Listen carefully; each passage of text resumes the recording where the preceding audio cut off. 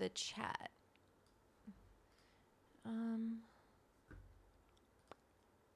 Viewer channel. Hi everyone, if you're here. Oh, shut up, Vanessa. Bum, bum, ba, ba, ba, ba. 11 waiting. Holy shit. And we are live. Hi everyone. Hi Chris Fist. Hi Harry Lee. Let's talk Sammy's. Hi Brian. Can you guys hear me okay? Yep, here we are. Weird, she's normally on by now. I'm here. Can you see me? Let me know. Let me know. Okay, let me pop out this chat. And then I've got to put the chat here. Oh, wait, no. Hi, little lady. I see you. I see you. I know, honey. You can't. No, you can't. I'm not giving you nothing. Let's refresh and let's see if the chat will go in. Hello. There we go. Hey, there we go. What's happening? We can hear you. Excited to be here. Thanks, Holistic Leah. Hi, Joy. Hi, Becky. Wisnio. Oh, shit. Wisnovecki? Visnovecki? Am I saying that right? Because the W would be a V sound. Visnovecki? Tell me if I'm butchering that. You can get mad at me. I don't mind. Okay, I just want to see. For some reason, it's not. I don't want sound from this. Hi, Vicious Germ. Hi, Alan. Hi, Petra. Hi, Raquel. Sorry if I've already said hi to you and I'm saying hi again. Hi, Hazel. And Peter's here. Hello. Hi, Peter. Hi. Hey, yes. Becky said I fucking crushed it, you guys. Yeah. You know what? I love language. I really love languages. They make me so happy, like to be able to speak another language. I just think it's really fun. Okay, so. All right, cool. We got 31 people in this live stream right now. I fucking love it. Caught y'all early this time. Hey, everyone. Hope all is well. Everything is pretty okay. I'm trying my best to keep it together. Keep it together. Keep it together. Anyway, today we're going to talk about sandwiches and all that jazz. But while I roll my joint, I thought we'll talk about other things as well. I see you, Bonbon. Bonbon, this is her little chickie. It's a giraffe, actually. And I throw it, and she goes after it. I already took her for a very long walk, but she doesn't give a fuck. Hi, Henry Sterling. Hi, Chris Fist. Hi, G420. Good afternoon. It's 420. Look at Harry Lee, already plugging my cookbook. I fucking love it. So we are doing pretty okay with the cookbook. I can show you guys like how it's doing. I'm going to put the link in. If you haven't pre-ordered my cookbook, I'm going to actually grab it too so you can all see it. Hi, E. Wiley. Hello, welcome. And you can pre-order wherever you want. There's Barnes & Nobles. Is it Barnes & Noble or Barnes & Noble? Nobles or Noble? Whatever. So you can order from Amazon if you want to support that guy. No judgment there. I order plenty on Amazon, so I would be a major fucking hypocrite if I was giving you any kind of side eye. Thanks, Pete. Winslow does a really good job lighting me because he is the best, okay? So the best lighting live stream producer, and he loves doing this work with us. He really does. Okay, let's see if I got that iPhone. Oh, look at, there's my little baby legs. Look at those legs. There's a little bonbon. And then I want to go zoom in. There we go. Try and there, make it a little straighter. Hi, little tiny dog. You're so annoying right now. Why do you always know when to annoy me? Okay, so today, what are we going to make? I'm smoking. I feel like I got to back up a little because that's like in my face. Anyway, I'm smoking. Hi, is this your chickie? Your giraffe? Go get it. We're going to smoke Barnes and Noble. It's not Nobles. Okay, listen. All right. Listen here, people. I'm trying my best. I'm trying my best. I'm trying my best, honey. Have you seen that little girl? She's so cute. Anyway, let's roll a joint. Okay, so Winslow got me some CBDV, and I've been smoking this. Bonbon is in the house. We don't have a bonbon cam today, but anyway, so it's kind of like hempy. I'll be honest. This weed is a little hempy, which I don't mind. What do you got there, Bonbon? What you got?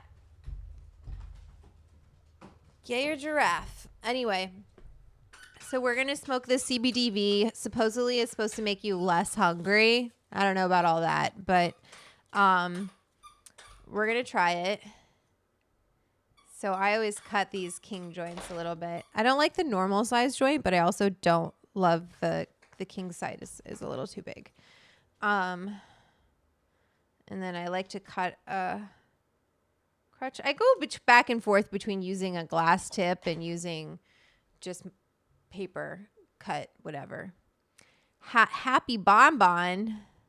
You've been doing bong rips. Good for you, Pete. I don't have a bong. I need to get a bong. Listen, everyone. I gotta level with you. Do you like my content? Do you like this club? Do you like what we do here? I need you guys to join my Patreon, the Edibles Club, and level up if you can. If you can't, totally understand, and I don't want to pressure anybody into leveling up. But this is Hi Ochinomu is a really good way, other than pre-ordering my cookbook, a really great way to support me and the work that I do. Vicious Germ. What am I smoking? I just showed you. Hey, Stow Beats. It's this farm cut CBDV flower. Can you see? So if you like want to help me buy a weed and you want to, no, Siri, fuck off. If you want to help me buy groceries, like next Saturday, depending on how we do in the super chat today and in the Patreon, I'll let you know if we can do 2 sandwiches, because every time we cook, I spend a good amount of money on groceries to do these recipes. And like, I don't need fucking cream puffs in my life. I'm doing that to show you guys and teach you all how to cook with weed at home. So, if you can and you want to be a part of my Patreon, the Edibles Club, it is really awesome. We have a great group chat. Raquel, thank you. We have a great group chat. Like, awesome. I'm telling you, I think eventually someone's going to get married because they met in the group chat. I'll officiate your wedding. And it's just an awesome community, but more so it it helps me pay Winslow. It helps me buy groceries. You say just do the dip, Harry Lee. Well, we got to see what wins. Harry, that's not the answer I'm looking for. I'm looking for, yes, I will join your Patreon and fucking support your work. I got to have someone out there who's just got some disposable income that wants me to keep making content like this. And I will. I love making this content. Pete, you're so nice. Pete already sent me $50 via Venmo, the Edibles Club, if you want to Venmo me directly and bypass the fees. Pete, I'm going to have to put you higher up on our credits list. I know you're on Patreon. Oh, here's on Patreon. I'm new to your personal content. Hi, Jacob. I saw you on Bong Appetit, however you spell it. Yeah, it doesn't matter. That's right, though. And I love your knowledge of cooking with weed. So here we are now. Hi, welcome, Jacob. Hi. Hey, Patrick. Hi. It's great. Everyone should join. Thank you. And thank you, Pete. I see your messages. You're always very supportive of me. Except for one time. Why did you? Oh, yeah, because I posted that I grew up with my mom burning my arm hair off on the stove, and I think that was maybe triggering for you, Pete. But it's true. See these fucking hairy-ass arms? You see that hair? I'm Sicilian. What do you do? That's why I got eyebrows. Hi, Mr. Joe. How's it going, Mr. Joe? How you doing? So we have super chat here on YouTube. Hi, ciao, Kathy. Kathy is one of our longtime supporters. She's on Patreon. She's one of our club members. And that's the thing. Like, I know who my club members are. Sorry, Harry. I didn't realize you were a member. I generally remember and know. Oh, you know what I wanted to do in this shit? Guys, I'm going to put a little bit of rosin in here because I'll be honest with you. This CBD shit isn't doing it for me. And I know that this rosin, this is already decarbed. I don't care. I know that this isn't very, everyone's like, that's not nice rosin. I don't mind. This is a toothpick. And we're going to bump up this goddamn CBD joint. Fuck that shit. And let's put a nice some goobers in here. Ooh, I should have got that knife from Kathy. That would be better than this toothpick here. I remember. Hi, Joshua. Buonasera a tutti. Hi, Anthony. Anthony's in our bounce for an ounce level. Thank you, man. There's different tiers to my Patreon. There's the $5 tier, which is 5 on it. Look at this. It's dripping. I don't want it like right in the middle, but it's going to be like that. Big goober in the middle. I don't want to just pull it. Fuck.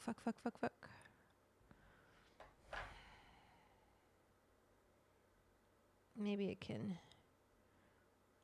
I need that hot knife. Let me go grab that. Shit. I just touched it with my finger. It's so sticky. Oh, I hope this is entertaining for everyone. I'm losing it.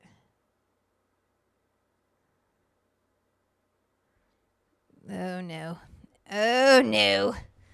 Let's get ripped. Okay, 1 second. Oh, that's a little bonbon. Sorry. That's my bonbon voice. Where did this knife go? God damn it. What's in here? This is some other hash. I could put the, like, non-decarbed one in. That might be good. Here it is. Don't worry, Kathy. I didn't lose it. Let's get ripped. And I got some shin ramen today. I'm not going to lie. So, Kathy sent me this, which is pretty fucking cool. No, there's nothing for you, bonbon. Let's see. This is the decarbed stuff. Stop it. I don't want you to claw me. Thank you. And then you just press it, and it should. Oop, there we go. Boop. Okay. Oops. You did, Tom? You bought it? Really? Should I show you guys how we're doing on our cookbook sales? And I want to show you more of the cookbook. All right, I don't know what I'm doing here. I haven't done this before. I want to put some flour on top of the goobers so it doesn't ruin my papers. All right, so we got some goobs in there. Why did I choose? I always have to check to make sure the gummy is on the right side. Make sure the gummy. Need to get me one of those. Yeah. Hi, Madam Dram. Tom Lindo. Yes, I did. I can't wait. Oh, my God. I can't. Thank you, Tom. It is hard to sell books. Let me just tell you. Unless you're like, I made the mistake of asking my publisher how Salt Hank did when he announced his book. Salt Hank has millions of followers. He sold like 7,000 copies the first day that he announced his book. Yeah, I have sold 400 copies, and that has been with, like, you guys see how much I'm posting. I've handwritten letters to people. I mean, I'm trying really, really hard.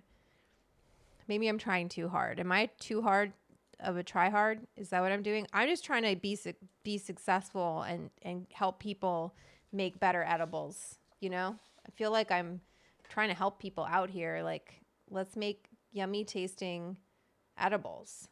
Okay. I want to get to this fucking rosin. I can see it sticking to the sides. All right.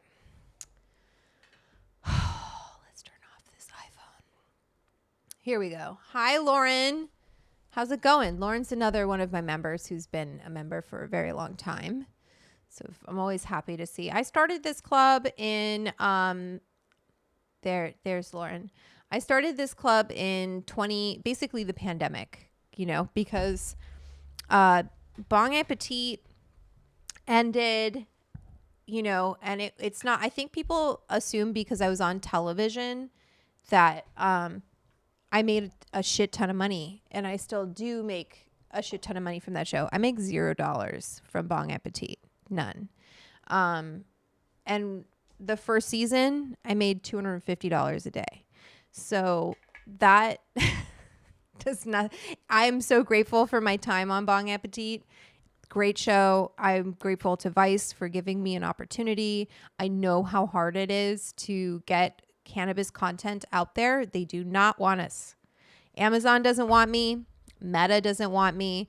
They want certain cannabis content. I don't know what's wrong with mine, but Patrick, I'm working on it. I just got to say, everyone who watched the second episode of Incredible Edibles, thank you so much. The Cade Kodam episode.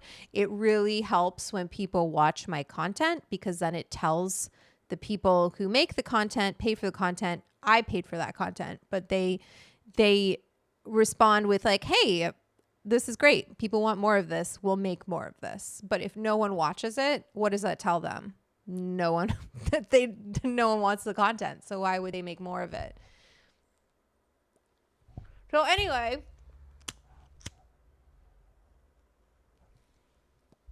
best way to support me, support my content, is to join the Patreon. I want to go grab my cookbook really quickly. Be right back.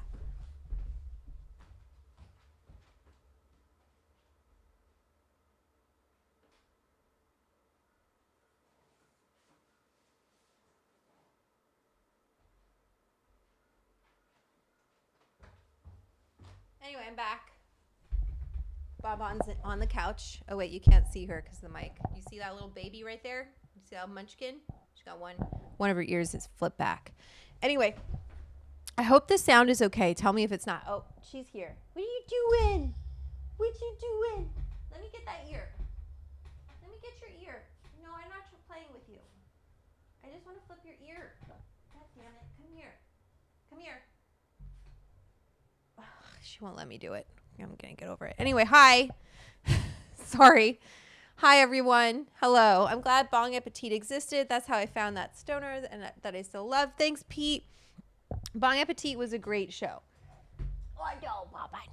You're just a little Bobbin. Sorry, that's my dog voice. As the publishing date draws near, try Bill Maher's YouTube interview show. Yeah, I mean, like, listen, if he asked me to come on it, I would do it. But I'm not a huge Bill Maher fan. This is my cookbook. It's upside down. This is my cookbook. If you haven't seen it, how to eat weed and have a good time.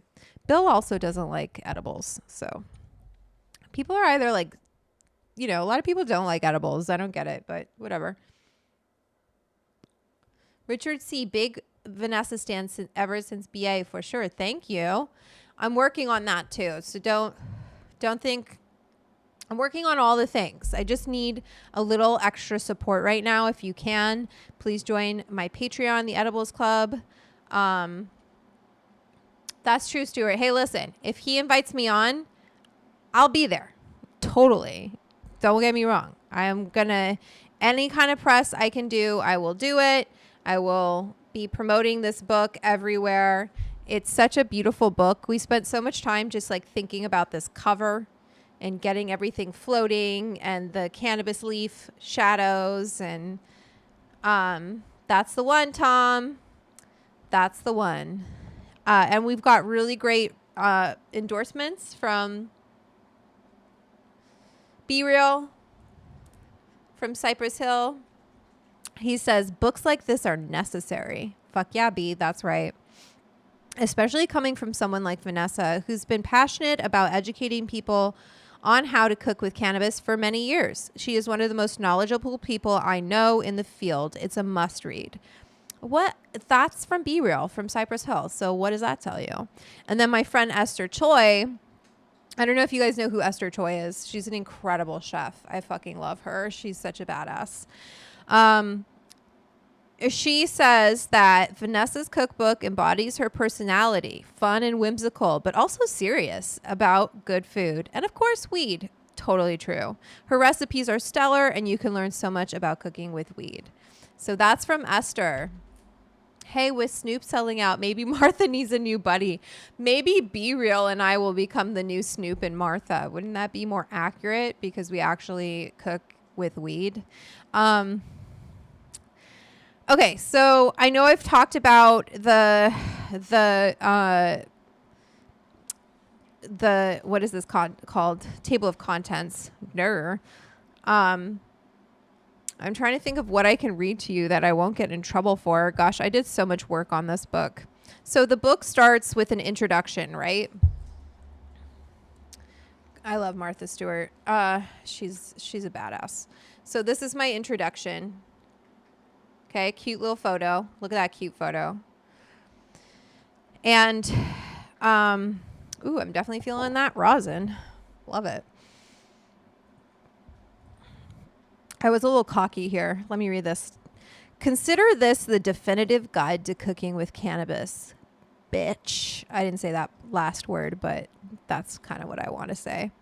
Hi, Eddie Moretti. Yeah, Dr. Green Thumb and Vanessa. That's the ideal combo. You should send Martha a book. I think my publisher tried because my book agent is friends with Martha. And so we actually tried to get it to Martha and Snoop, and she didn't. I do not blame Martha for this because, you know, like her expertise is not cannabis. Her expertise is entertaining and cooking and all of those things.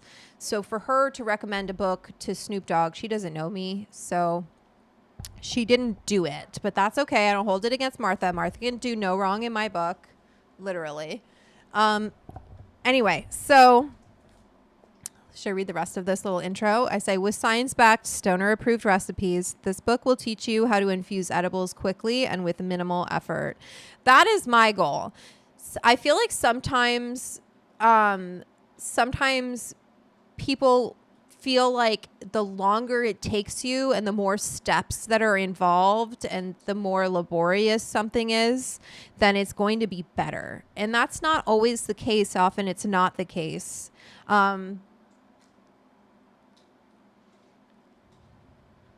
Stuart, do you guys not listening to me? We have contacted her. My book agent, I have the same literary agent as Martha, and she has reached out to her. So we are trying all the ways. Celebrities don't give a fuck about other people. You know, like I don't want to be a bitch, but they just don't.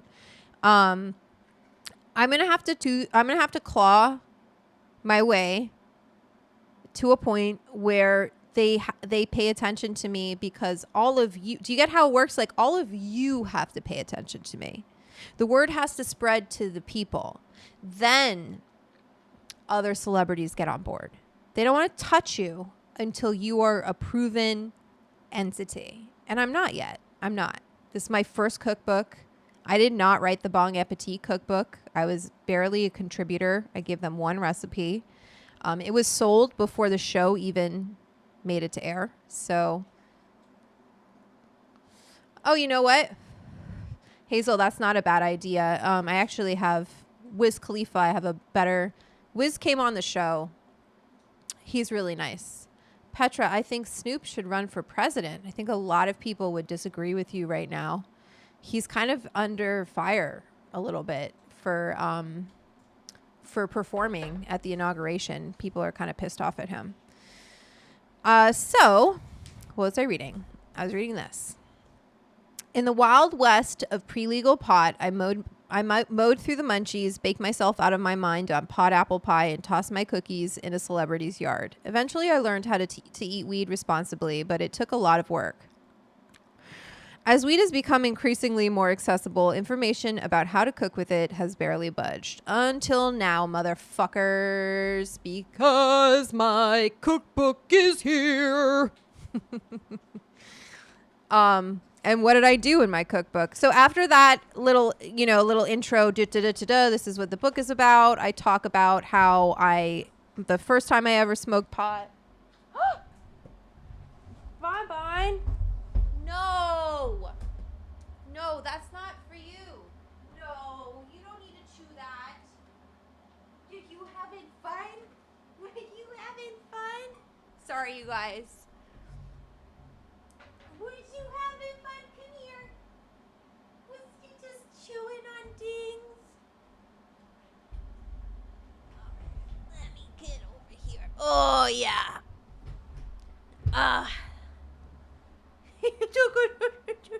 Look at your little face.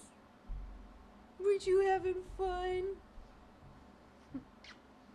Yeah, he's having a good time. He's chewing on things.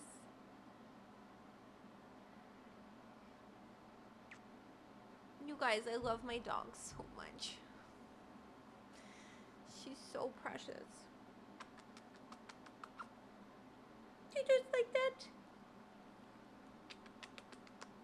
I'm sorry. I'm done. She was chewing on something she shouldn't have been. But it was also something I shouldn't have had on the floor. So, hi, Rocky Falcoa. Nice to see you here. Welcome to the live stream. Raise your hand if this is your first live stream with me. Pete's Best. You watch The Sopranos, right? Some people will take care of that. LMFAO. Wait, what are you talking about? Take care of what, Pete? What are you talking about? Burning Hands Martin says he'll vote for Bon Bon before he'll vote for Snoop Dogg. Anyway, no, Bon Bon, that's enough. I don't want you to bug me no more. Thank you. You're done chewing on things. I got to get her a treat. And I need to make myself shin ramen. Oh, hi, Ragnarok. This is your first time at this at one of my live streams? Well, welcome. I'm here for a while, so buckle up, buddy. Get ready, babe. How did you find this? Tell me. Did you stumble on it on YouTube? You're like, who's this chick? And you just clicked on it? Oh, the book sales. Some people will take care of that. Yeah, I wish that the book sales would get to... Wouldn't that be nice if I was really connected in that way and I could just like snap my fingers and like my mob boss daddy would like, I don't know what they would do. Like hold up a bookstore and be like, you better buy 300 copies of this book or else. Something like that. I guess that wouldn't be very nice. We're doing it the old-fashioned way. Word of mouth. Word of a stoner. Tell your friends. Tell everybody. Tell at least 3 people about this cookbook. Say, oh, you want to make better edibles? Get this book. Pre-order it now. Get it before anybody else does. Bon Bon for president, says C. Young. I fucking love it. She would be a good president. She'd be like, treats for everyone. Who gets a treat? Everyone gets treats. That's what Bon Bon would do. All right. So what were we going to look at today? We're going to look at sandwiches. I stumbled across you on the Rotted Blue Bird and now follow you on Blue Sky. Oh, welcome. Thanks for... YouTube is kind of like the place to catch me because I go live here twice a week. I go live on Wednesdays at 4:20. Obviously, here we are. And then I go live on Saturdays at 1:20. And that's my kitchen sesh. And so today we're looking at sandwiches. And yeah, the sandwiches that we're going to cook for Saturday. I don't know if I like this lighting that Winslow did for me today. I'll have to tell him it's not my fave. Okay, enough.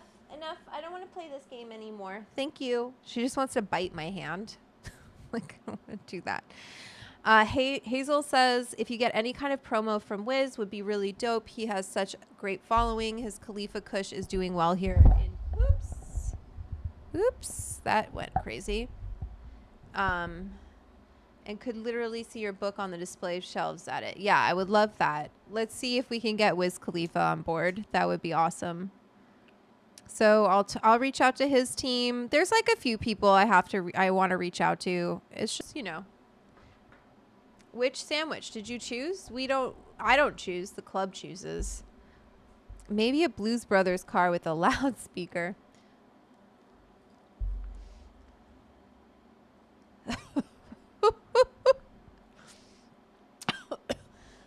Hit that rosin, man.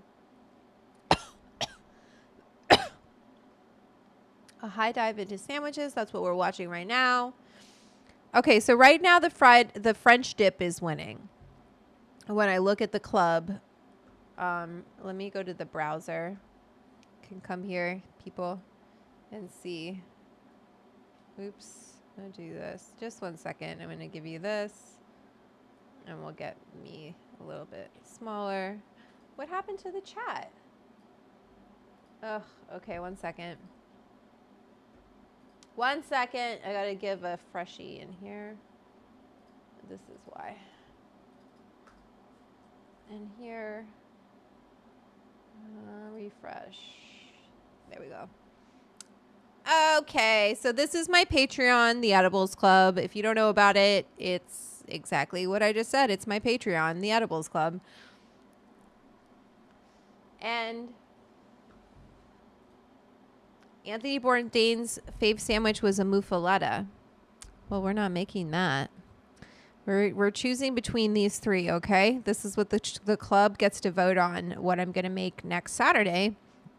A Philly Chiba cheesesteak, a banh mi, or a fried French dip. And so right now the French dip is doing really well. Hi, JL Sanders. Is doing really well, which is cool. And that's what people kind of want to see happen. Hi to my guy Eddie. I was sparking up and whatnot. Yes, everyone's here. Eddie's here. I want to look at some videos. Let me see. Weird. 1 second. Where is my... Oh, here. I just gotta look.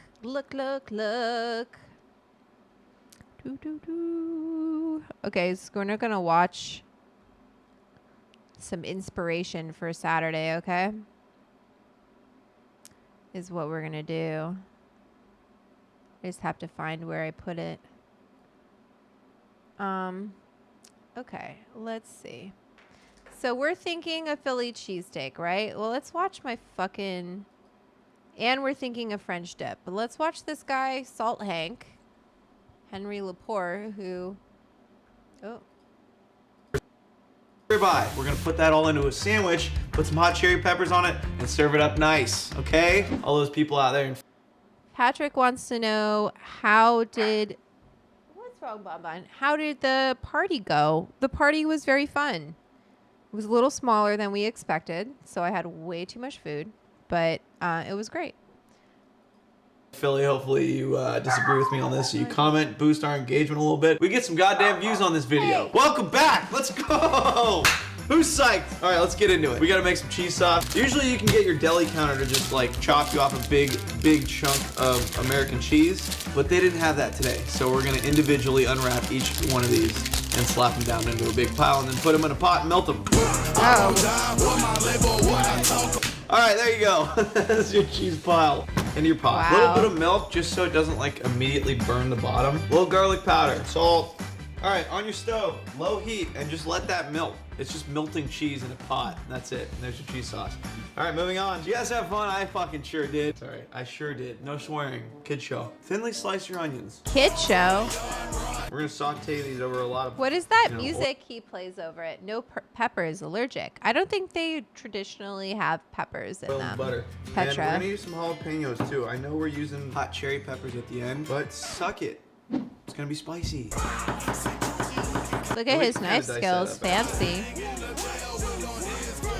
We will be using bell peppers, orange and red.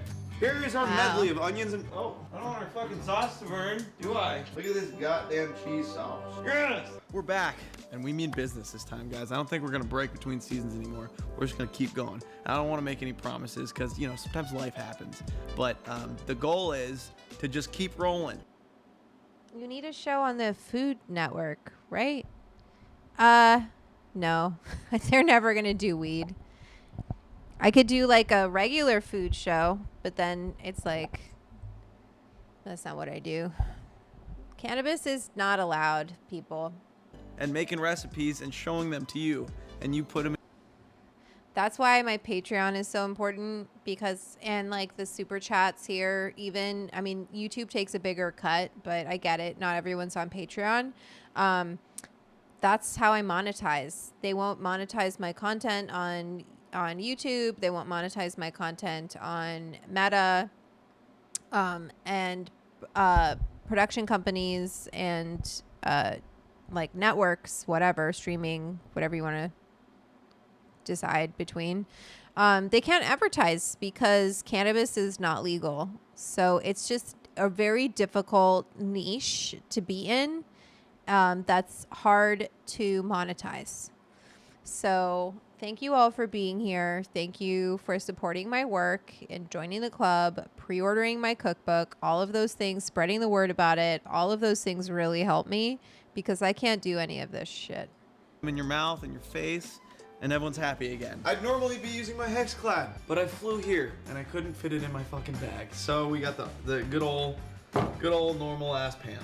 Yeah, what's wrong with that? It's got all weird burn marks on it. Yeah, great. It's got character, that's for sure. You can't We're gonna cook with saute that, these up you're nice fucked. and slow like. Nice avocado oil, big pinch of salt, fresh cracked pepper, and we're using just avocado oil Avocado oil. I wonder if he's an anti-seed because oil. we're putting the meat in the same pan in a little bit, and if we use butter, it's gonna burn. We want this on high heat, so mix it around. Avocado oil on the stove. Some cloves of garlic that I'm gonna throw in.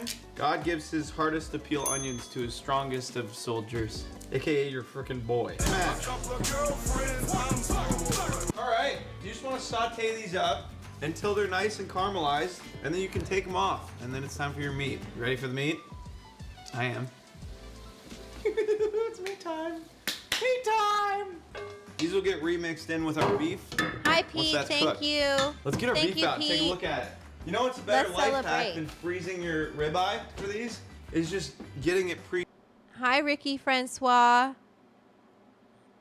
Hey guys, sorry I'm late. Was working overtime so I can afford getting that producer level on Patreon. Fuck yeah. So that's the top tier, is the edibles producer. Madam Dram is our one edibles producer. So you all can thank Madam Dram for everything that they have contributed to the club. Where can we buy it? Which one? The cookbook or the edibles club? Let me give you my Patreon. If you want to send super chats, it's here in the chat. YouTube lets you send super chats. And for every $5, I'm going to put you in a raffle. And the raffle is for a chocolate. I might even make it whatever you want me to make for you. Could be a chocolate bar. Could be, we'll figure it out. It's going to be something made by me. Yeah, it does. And I'm like, how does he have the rights to that? It makes me nervous playing it because sometimes when they do copy written music, I have to like fucking cut it out of my live streams. This is my Edibles Club, my Patreon, the Edibles Club. We have a group chat here. It's fucking rad. The group chat is really where it's happening. Let me see if I can show you that on here. You're welcome. Yeah, Madam Dram has really helped the club a lot. And I know, like, you know, I know everyone's at different points in their lives, right? Let me show you guys this. This is our chat, okay? So you can see here, we've got all of this going on. This is the main chat. So this is what I see. Madam Dram. Thank you. Thank you, Ochanomu. Love you guys. I love you so much. Cute. YouTube is great too. All of the ways. I love it. So this is our group chat. And this is on Patreon, right? This is You can join for free, and then you'll get like notifications for when I go live on YouTube. I post the day before I'm going to go live, and there's some exclusive content for the Edibles Club, the Patreon, and we'll do more of those as the club grows. I can make more of that edited content. But I would say like the best feature that we have from Patreon, and this happens once you're a paid member, you're in one of the tiers. There's 5 on it. There's Quarter Up, which is $7. There's Bounce for an Ounce, which is $28. And then there's Edibles Producer, which is $150. And Madam Dram got the year, if that tells you anything. So thank you. That's why we keep saying it. That's why Madam Dram's name comes first in the credits. So if you want to see your name like that, you know what to do. But I think like the best thing about the Patreon, look at Jeff. Jeff is in here showing us all the goods. Here's Petra. And this is where we all hang out. You know, I'm in here. I answer different things. We got lots of posts. I don't want to like blow everyone up because this is like our private community. So, but that's where we hang out. And it's very cool. It's something new from Patreon. Oh, look at Harry Lee. Hello. Patterson username, just love. I love it. Thank you. Fuck yeah. Okay, so we have this raffle going on. I want to get one of those like raffle bowls. Oh my God, the tiny little dog. She's in her little thing. Do you guys want me to set up a little bonbon cam? Let me show you guys. I'll show you. Stay. Oh, she's going to get up and go. As soon as I get up, she's like, stay there, bonbon. Stay there, bonbon. Okay, well, when she gets back there, we'll put it back on. I hope it's not upside down.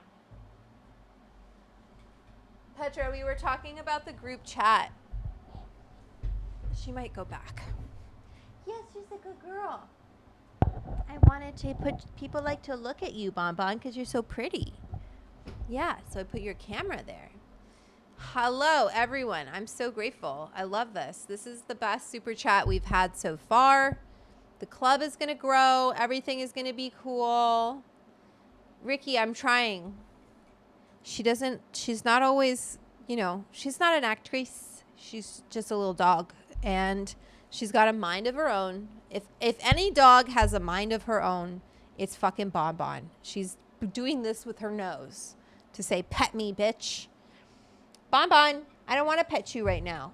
Go sit in your seat. You want treats, don't you? Okay, let me give her a treat.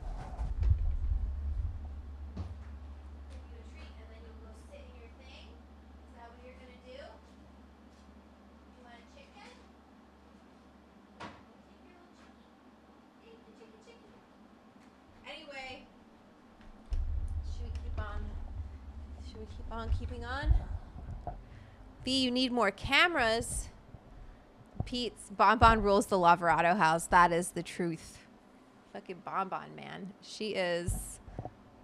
Let her eat her chicken. Hopefully my phone doesn't die. This is how the see, we got that. Oh, it is upside down. Okay, 1 second. Let me go fix that.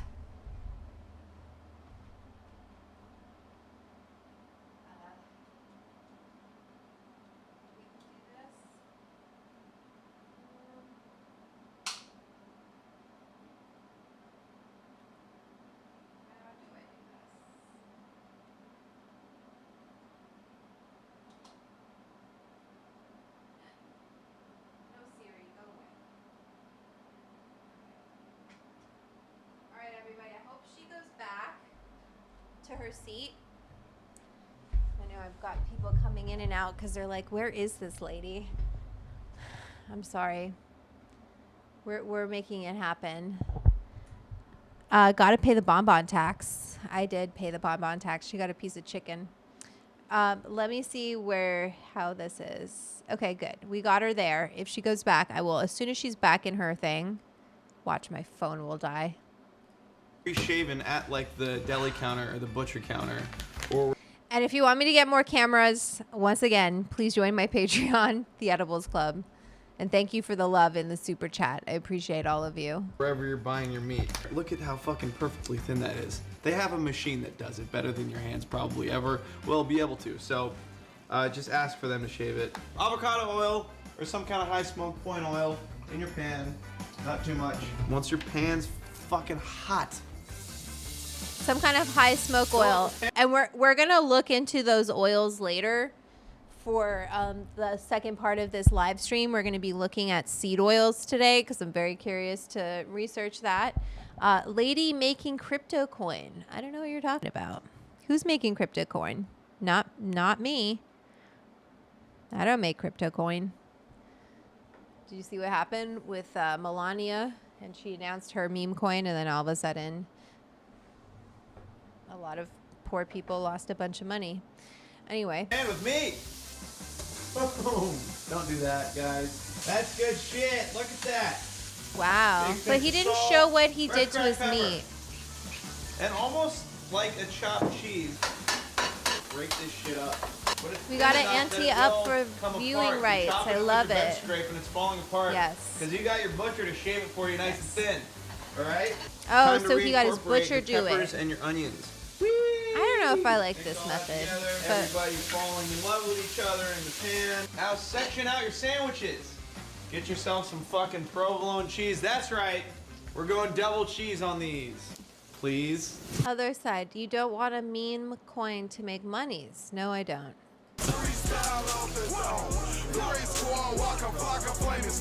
Get yourself a nice piece of bread. Usually it's a hoagie. We don't have that, but this is nice. We didn't have hoagie rolls. I know that that's how dare you? A little blasphemous from us to not have a hoagie roll, but c'est la vie, you know? Look at that, fucking steaming, beautiful. Normally I'd like put this down and you get one of those big flat spatulas and you scoop the food up into the bread. Yeah. And it's much easier, but all we have is a bench scrape. So we'll see how it goes. I think I'm competent enough to do it. So basically this guy, Salt Hank is like visiting or whatever. This is a new studio and he doesn't have any of his tools. So he's a little pissed right now. You can tell he's swallowing it, but you can see it right there.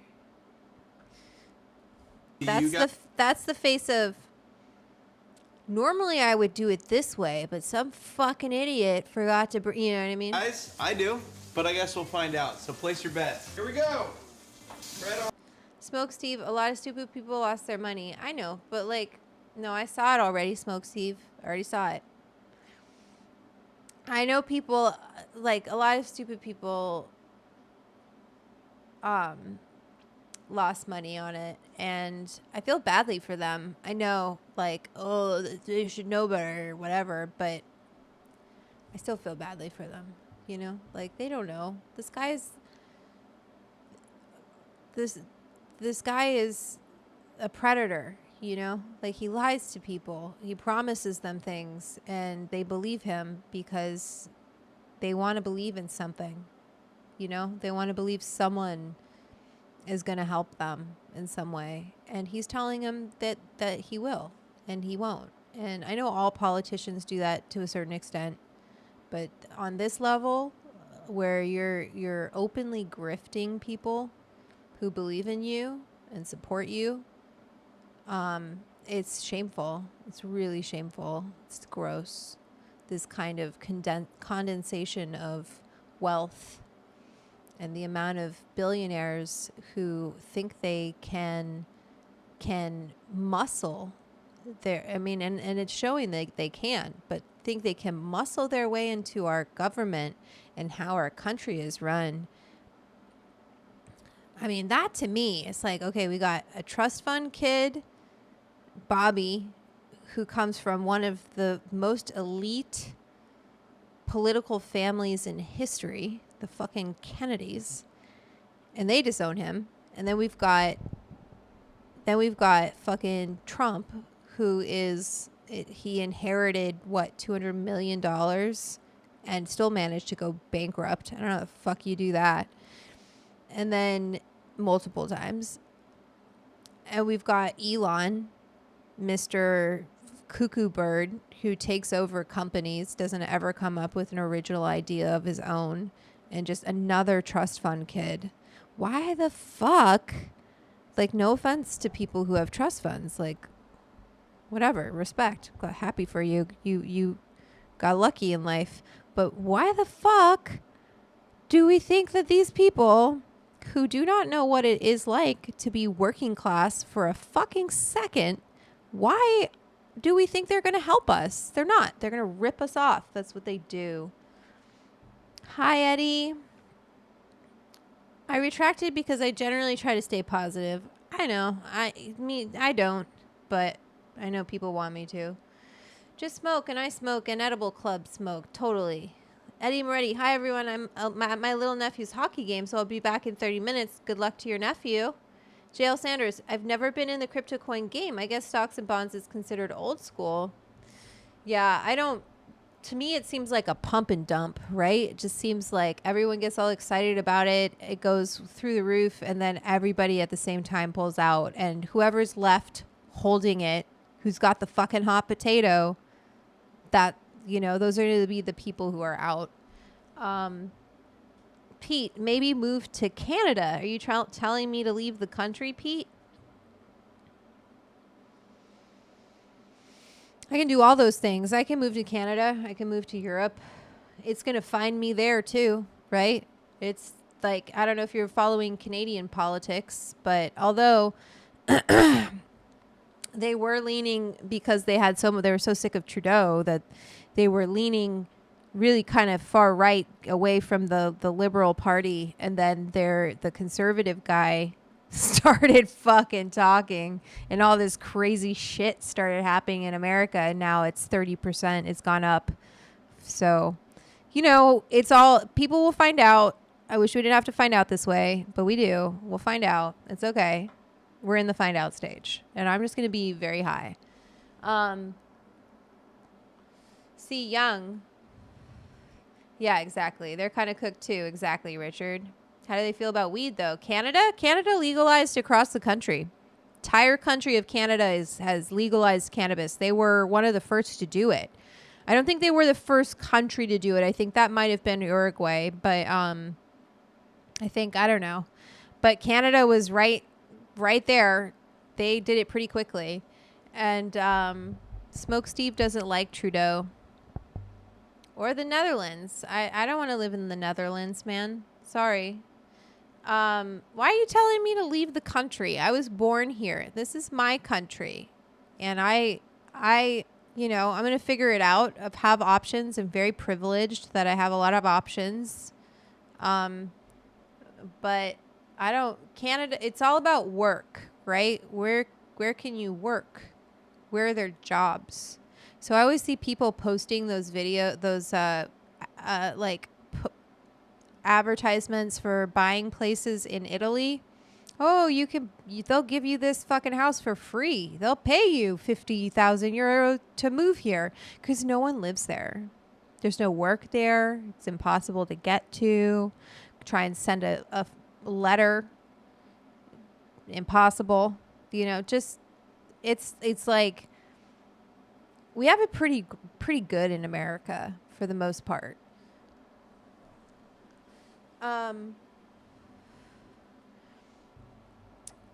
I've smoked Canadian cannabis. Yes. So Canada has it. Their alcohol is the same as well. They have their government run shops, because that is all run by the government. So alcohol all goes through, you have to buy it through an alcohol store that is operated by the government. And they have brands in Canada, but the product, the packaging, let me see if I can look up. Joy, I'm going to be on edibles so much. Thank goodness I wrote this cookbook, How to Eat Weed and Have a Good Time. So I have all the recipes I need. I didn't mean you. That is what I'm thinking about. Don't take it wrong, Vanessa. I won't take it wrong, Pete. Don't worry. I won't take it wrong. Let me look up Canadian cannabis packaging for you guys, because I want to show you what it yeah, exactly. This is what it looks like. We're going to get back to this cheesesteak. We got a little distracted, but that's kind of how this show goes. Hazel, you have to go back to work? Okay. Well, we enjoyed having you. Thank you for being here. I appreciate you. Okay, so here's this. This is what cannabis packaging looks like in Canada. Do you see how there's like no, it's not flashy. You don't have like brands everywhere. You're not really allowed to do that. Things have to be really small if it's a brand, and all of the packaging is very boring. And that's because they don't want it to be appealing for children. In Quebec, actually, I don't know if it's the whole province of Quebec, but I think at least in Montreal, they have it so that you can't have any kind of like sweet, like dessert or anything that is appealing to children at all. So they're really working around those kind of restrictions. The cannabis industry is very difficult to operate in, very regulated, you know? And I think eventually, like over time, there will be different kind of pockets of the industry where you have more freedom to operate. But like people ask me like, why don't you expand Marigold? I'm like, okay, well, I'd have to go to a different state. Say I wanted to go to Colorado. I'd have to look at what the rules are for Colorado. I can't just ship to Colorado. I can't just go, oh, I'm going to open up and start selling to dispensaries in Colorado and manufacture in California. I can't do that because once you cross state lines, it becomes federal jurisdiction. And to the federal government, it's a Schedule I drug. So now I'm a bigger drug dealer than they already consider me to be, right? Other side, it should never have been an industry. What should it be? Medicinal? You want to make it like ketamine? Lauren, really, I'm in Alabama and I've been wondering about Florida. Let me see what Lauren said. Lauren, that's like Florida. Ours is way more plain. Everything is white. Yes, because you're medicinal right now. We'll see what happens. But yeah, I mean, I think it's, I don't dislike it. I think it's good. Keeping children safe. Let's not make it appealing to kids. I think the same thing should be done to alcohol. None of that should be appealing to children or younger people. The market in Canada isn't doing as well as it should be. Too many laws fucking with things still. Yeah, I can see that. I mean, like, all of the pre-rolls kind of look the same. When you have that amount of regulation, it really limits the amount of small businesses that can come in and create things. Like, I'll be honest with you, I exist. Marigold Sweets exists because of Bon Appetit. Because I did a cooking show, I met people, they believe in me. You know, that's how it exists. And it's me. I go up to Salinas. I go to my manufacturer. They have chocolate machines, which means they have enrobing machines. I can show you what those are too if you want to see.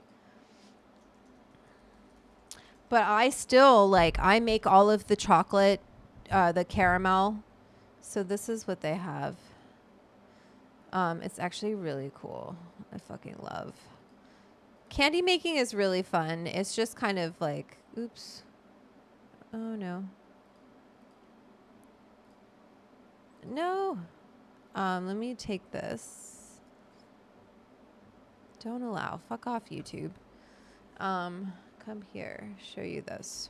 So I go up there. They have a machine like this, right? Before I used to do it by hand. This is called an enrober. Do you see how the chocolate, that's your filling? It goes down this line, and that line moves it underneath the tempered chocolate. So this is a very nice enrober. It looks like a Selmy. Anyway, so, but I don't think it is. It's this Cad Zama. Interesting. Someone said, I guess cleaning it is a bit of a headache. No. Yeah, welcome to chocolate making. It's all a fucking headache, so get over it. This actually doesn't look that bad. You just take a heat gun. This person doesn't work with chocolate. They don't know. So they have a machine bigger than this, but like this, that covers the chocolate for me. And then I hand make all of the caramel still. And I'm trying to get better ways to do that. Looks bomb. Divinity or a Zero Bar would be good. Yeah, it would be good. All of that's hard to make. Canadian cannabis is bomb, says Raquel. Where have you tried it? It's a plant, says Ocha Nomu.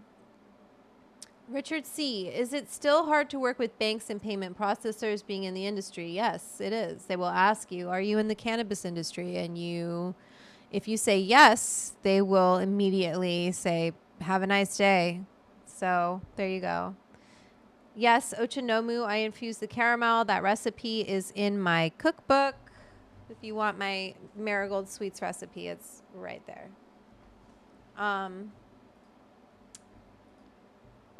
Let me see. I went to some dispos in San Diego and they looked like candy stores. That's funny, Joshua. I'm in a couple of dispensaries in San Diego. I'm at Torrey Holistics in Garden State Greens. Let me see. A joint and a cannoli sounds good right now. I have some shin ramen. I kind of want to eat it right now. I'm hungry. I'm going to get myself a glass of water. I'm going to lock my front door and I'm going to boil some water for shin ramen because that's what I'm having this evening. I was thinking trying to get all the infused chocolate out of that machine would suck. No, you don't infuse the chocolate. And the reason you don't infuse the chocolate, I mean, you do if you're doing a candy bar, right? But a candy bar, then you would need to dedicate a tempering machine to doing just infused chocolate because then that machine will be contaminated with cannabis. So you would have to like designate it for making your infused candy bars. If anyone wants to hire me as a consultant, an edible consultant, please feel free. Been doing this a long time. I know all the little pitfalls. And but basically you infuse the filling and then the chocolate, it would be too difficult to ensure that each chocolate gets the same amount on every enrobed piece. It's easier to measure out your filling. And those are things you want to think about when you're making edibles. It's also one of the things I talk about in my cookbook. So that's what this cookbook is based on. This cookbook is based on me. I've been an edible maker since 2000, professionally, like in dispensaries, 2015. But since 2010, I've been making chocolates. And even before then, I've been experimenting with cannabis. Obviously, the show like brought up a lot of questions that I couldn't answer at the time. And so I spent a lot of time writing this book was doing experiments on things that I wanted to know, like, can you infuse and decarb at the same time? Yes, you can. It takes a lot longer. And now there are some cannabis chefs who then argue like there's an application for when you would want to decarb and infuse at the same time with like a better quality cannabis. And they have like a name for that method. And I've never heard of whoever this person is named after, and I'm not going to call it that. But I just think it's a waste of time. And I think you're going to end up, my opinion is that you end up extracting more of the other compounds, bitter, unsavory compounds found in cannabis. So I don't really recommend that you infuse and decarb at the same time, no matter what the flower is like. I prefer to do them separately. And if you really care about the terpenes, you want to preserve all of those, the best way to do that then is via sous vide, using a sous vide, and that will make sure that you're protecting the cannabis from oxygen, and the heat isn't ever going to go above usually 190 degrees Fahrenheit, or at very most 212. Most sous vide bags can't handle that high of a heat.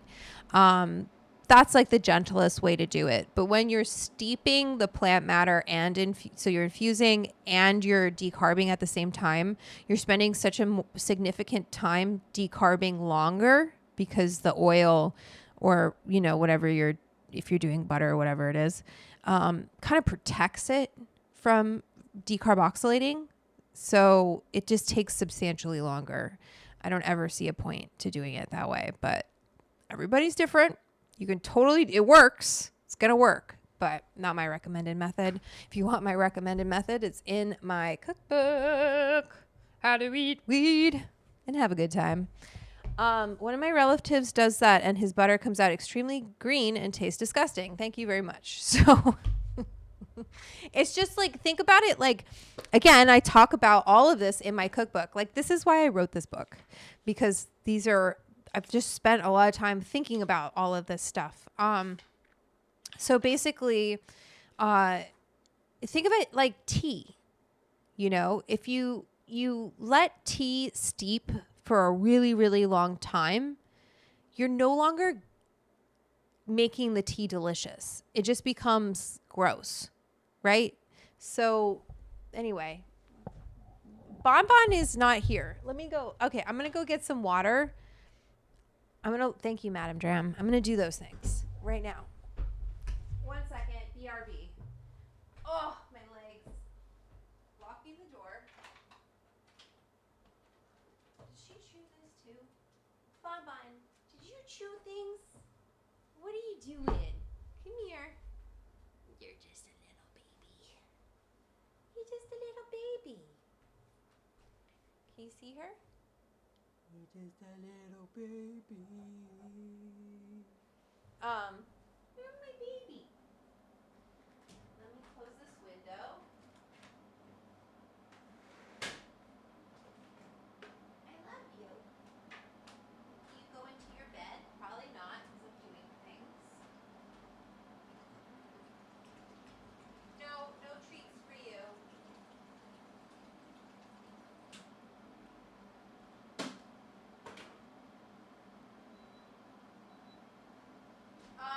Let me show you what I got. And I might eat some chocolate covered raisins in the meantime. I know they're not good for me, but I don't really care. The tea analogy is awesome. Overbrewed tea is so bitter. I'm glad you like that, because I pulled a quote from a cookbook that I have, a very old cookbook that I have, that's about tea, and it's in my book. This is the ramen I got. I hope you all approve, because can't do anything about it now. I don't really care. One treat, Jeff. Do you know how many treats this dog has gotten? She gets very passionate. I do. I'm trying to think of where this quote is. Oops, that was something Bonbon was chewing on. It's probably in my mother infusions. Formula for an ethical dose, homogeneity in the last bowl of chicken soup. That was a good one. The pot pantry mother infusions. Here it is. Okay, it is. Actually, hey, my memory is pretty good for where I put things. So I have a section called mother infusions. And the can of butter, right? And this has it's part of the pot pantry.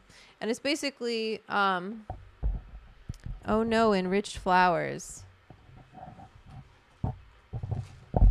Well, who gives a fuck?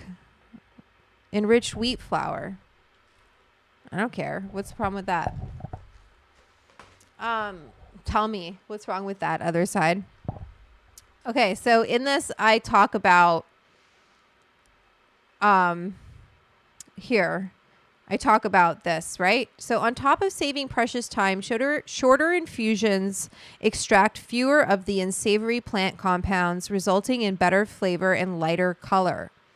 In an 1866 candy cookbook I'm going to show you in a second, The Art of Confectionery, the author quotes a Chinese saying, "We injure tea by letting water stand too long upon it." Beautiful quote, right? I put a lot of time into this book, okay? This is a well-written book.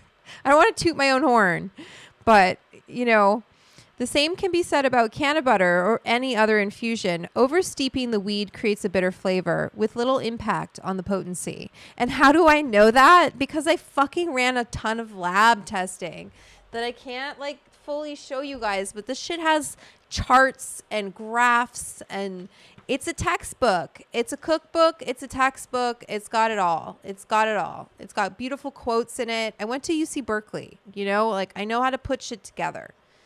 I wanted this to be good. I wanted it to be great. I didn't want it to just be another cannabis cookbook. I wanted this to be look at this fucking Pop-Tart. Okay, I'm not even supposed to show you guys this, but look at that. Look at that fucking Pop-Tart, you guys. Look at that. Amazing. Casey was my food stylist, vegetarian space station, and we just had the best time. And look at that, you guys. I do I didn't just, sometimes it's a little confusing. How do I explain something in writing? I did my best, and I had really great help from Naomi Tomke, but we did some demonstration of it. And they also like really good tattoos. Can we talk about that? Look at that fucking tattoo right there. It's art. Thank you. It is art. I was an art history major. So when I took this on as an edible maker. I took this book on as a writer. I used to write for Resi. I don't know if you've heard of that app. I helped create their voice. I used to be a food writer for Resi. I wrote for Time Out LA. I've written for Monocle magazine, Paper magazine. I guest edited their first food issue.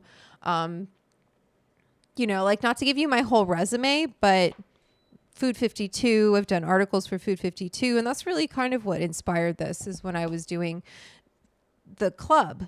We were doing lab testing and articles for Food 52. That's my water. I'm going to make 1 second. 1 second. I got to make my ramen. My enriched wheat flour. Get it in my fucking belly. And you know what I'm going to put on it? I'm going to put a big slap of American cheese.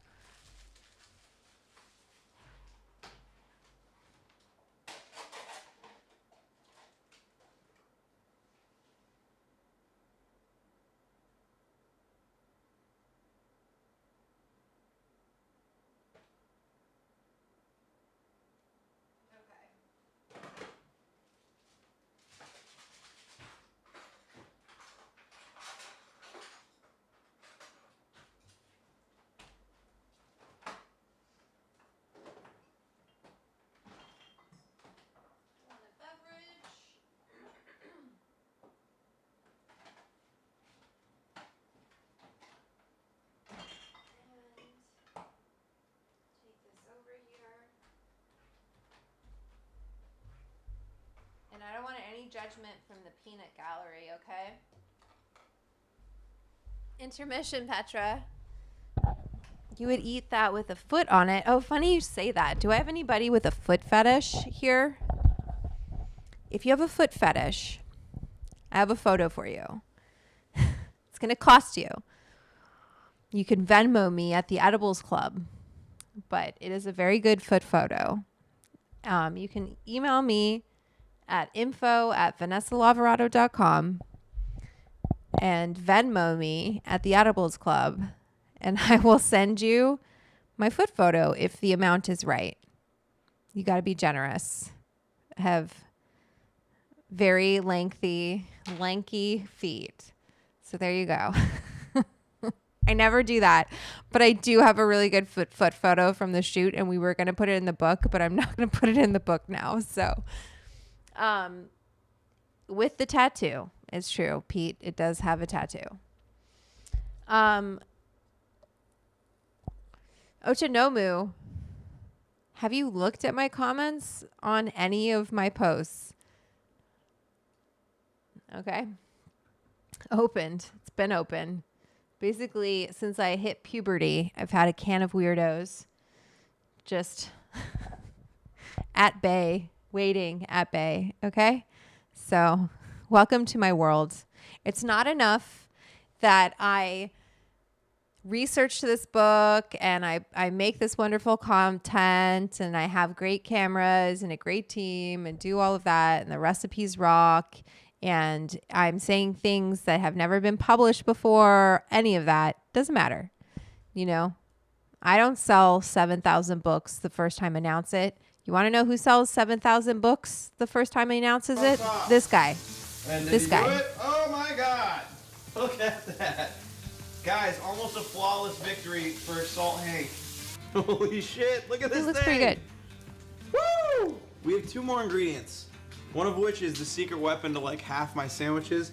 These are hot cherry peppers.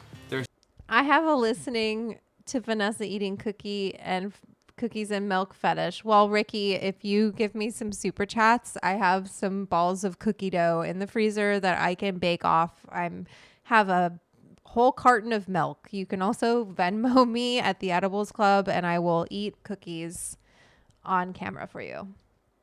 be generous unless you can't, and then don't be generous. Save that money for your kids. But if you can be generous and you get a lot of joy out of me eating cookies and you want to treat yourself, by all means. They're chocolate chip. I would love to eat them. They're acidic, they're spicy, and they're gonna cut through all that fucking fat and cheese. Now for the money shot. You've all kind All right, give it to us, man. Yeah, that looks pretty fucking good. Our hot cherry peppers. I don't know if that's not so traditional, right? It's a sandwich. Not just any sandwich. The iconic, classic. Well, I don't know if this is classic. But Yeah, let me know in the comments. Good for him. Philly, did I do this okay? Did I fuck it up completely? When I was like, basically, I only wanted to do things when I wasn't allowed to do them. That should tell you everything you need to know about me. So I took out all my piercings at like 16 or 17. And I was like, I'm just going to get a tattoo. Little shit. Anyway, so I got a tattoo on my foot because I was like, I didn't like my feet anyway. I was like, I don't like my feet. They're ugly. But that's why I like the people who have foot fetishes, because I feel like it's an underappreciated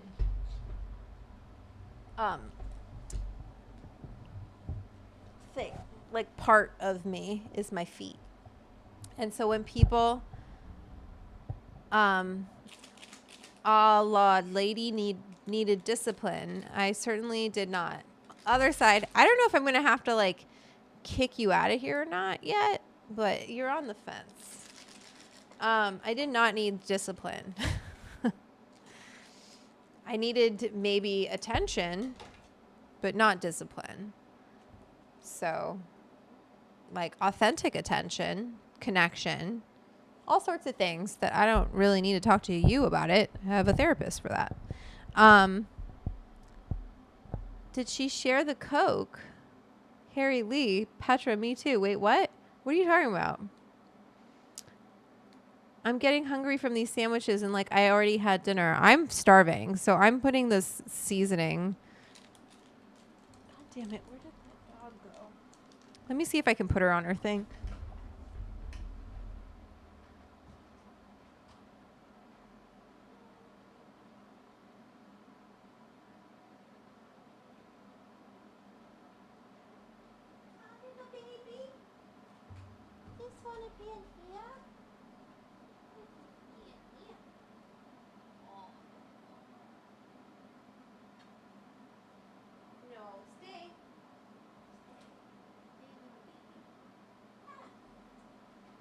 No, she won't do it, you guys. She's not going to stay. Let me close the bedroom door. You're not allowed in here. Oops. Definitely just dropped something in there. Oh, well. Okay. What do I mean? You're just having some comments, other side, that I'm like, what are you saying? Feel like your attitude's making me feel weird. So, like, get into crypto and I don't know. Hi, Mom. No, she hears the sound of cheese. I'll give her a little piece. Get out of here. You can't have any more. I'm making my shin ramen right now. It's munchies time, kids. Yes, it is. I'm fucking starving. So I'm putting cheese on this ramen, and now I need to let it sit.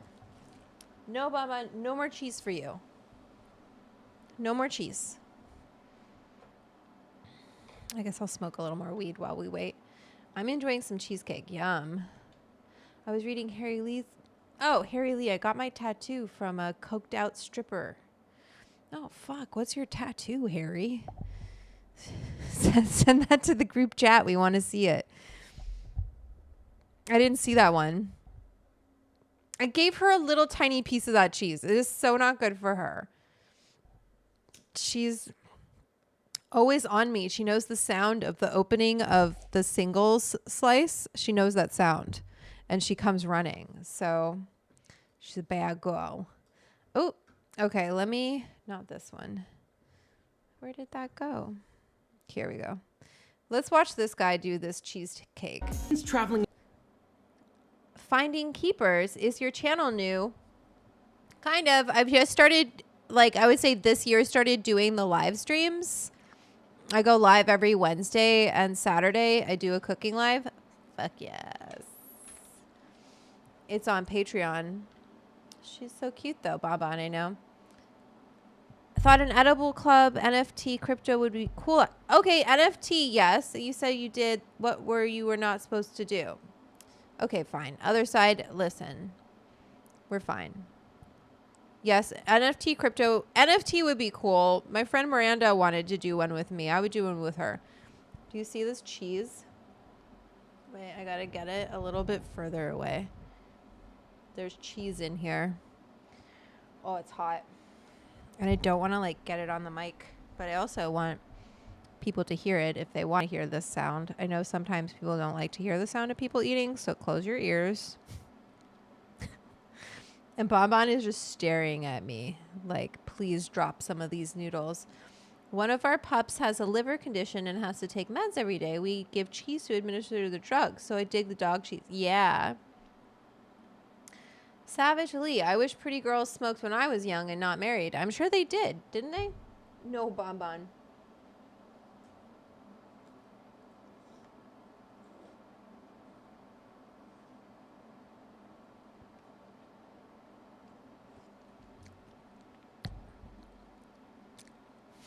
It's so good.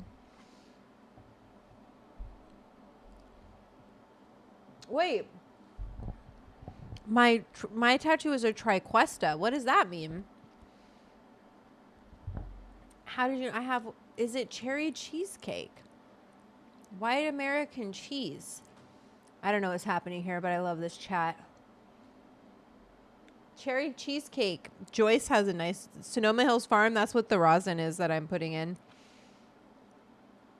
Ooh, this is good. This is so bad for me. I really don't care, though. Sometimes you just need to eat naughty things. Okay, let's watch this chili cheesesteak. Philly cheesesteak.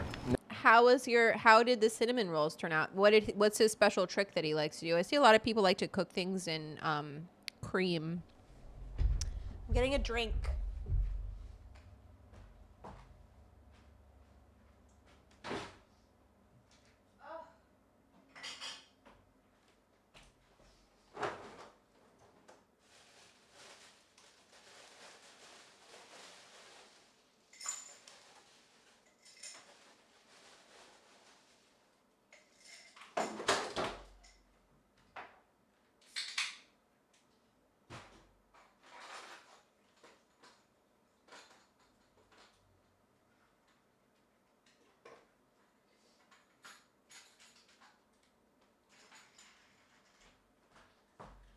Okay.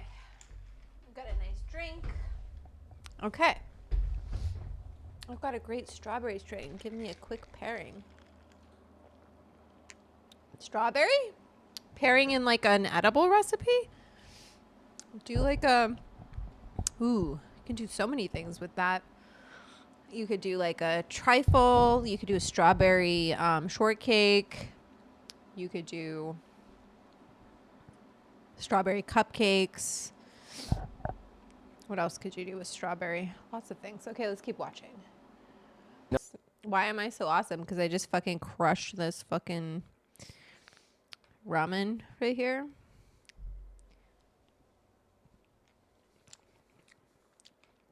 I love it. I don't like to drink the liquid so much because I feel like that's where all of the sodium is, and I don't like to get all bloated the next day, but I know it's like the flavor.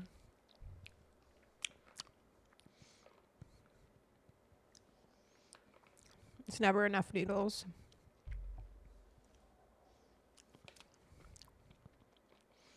That's why I like to, sometimes I grow a lot of chard, so sometimes I throw some chard in here. Try and make it healthier. Put an egg white in. Exactly why you like that. Ooh, what are you doing? You got caught? Careful, Mom. It's so good. It's so bad for you. Hi, Jeff. How's it going?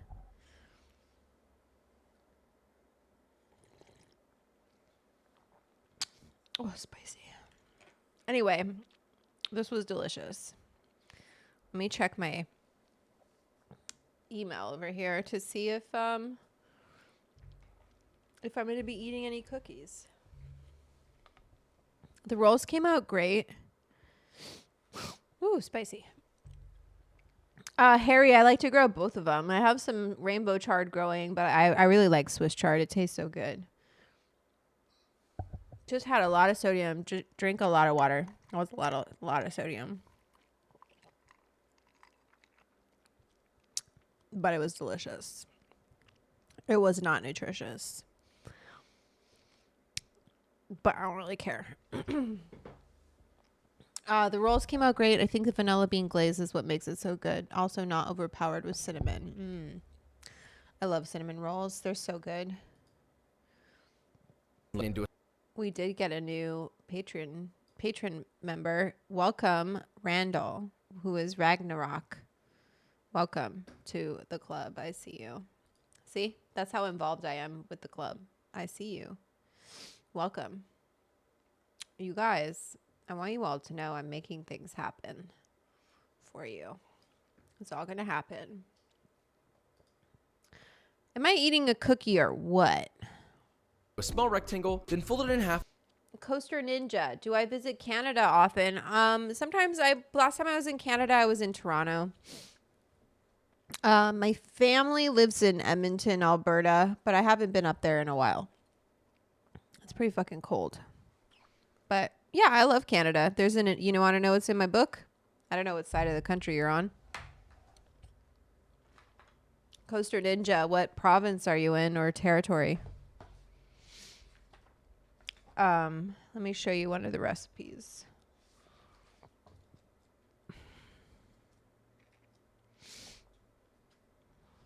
I really crushed that.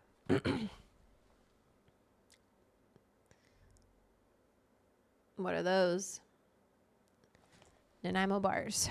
So eat more than one cookie. Someone send me a super chat and I'll eat a cookie. I'll turn my oven on. How's that? I also have a Hershey's. I have a Hershey's cookies and cream bar that I can also eat. Makeche, you want to go sit in the bedroom, little sweet girl? And I blocked it off.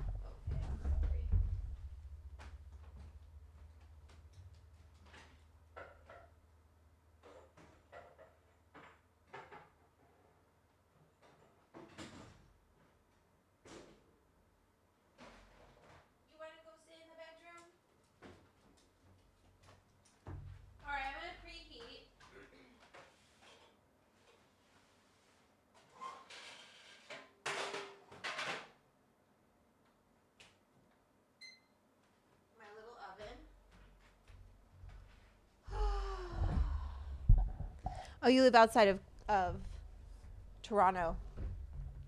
Oh, that's nice. 10 feet of snow there. Yeah, no, thank you. Where I'm from, Edmonton's a little worse than Toronto.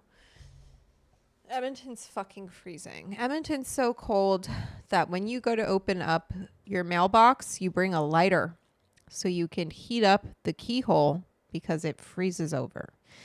That's how cold Edmonton is. Edmonton is so cold. I have experienced negative 40 degrees Fahrenheit, which is also negative 40 degrees Celsius. It's where they meet. That's how fucking cold Edmonton, Alberta is.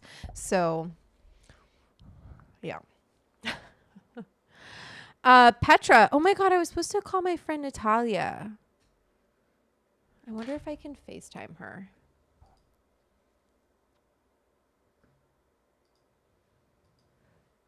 Oh.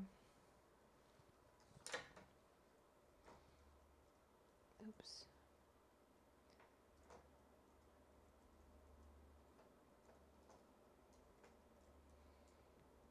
Oh, it's probably too late for her.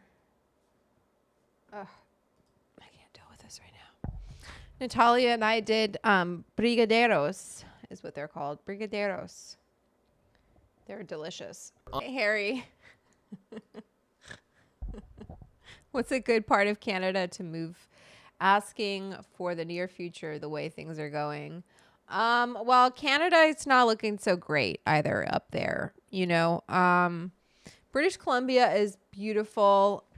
Montreal is, you know, Quebec is beautiful. Quebec's a whole province. So like there's a lot of places you can live there, but Montreal is the main city. I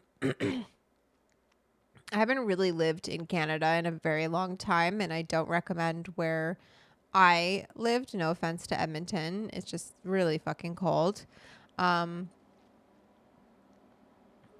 But yeah. Yeah, Chris, he's making his own dough. He's making his own rolls. Still here, just had an Amazon driver come to the wrong address. Pete, tell them, get the heck out of here. I want a joint. Well, roll yourself one, man. I like hash, kind of high. I do. I'm going to put a cookie in. Mainly because I just want to eat a cookie.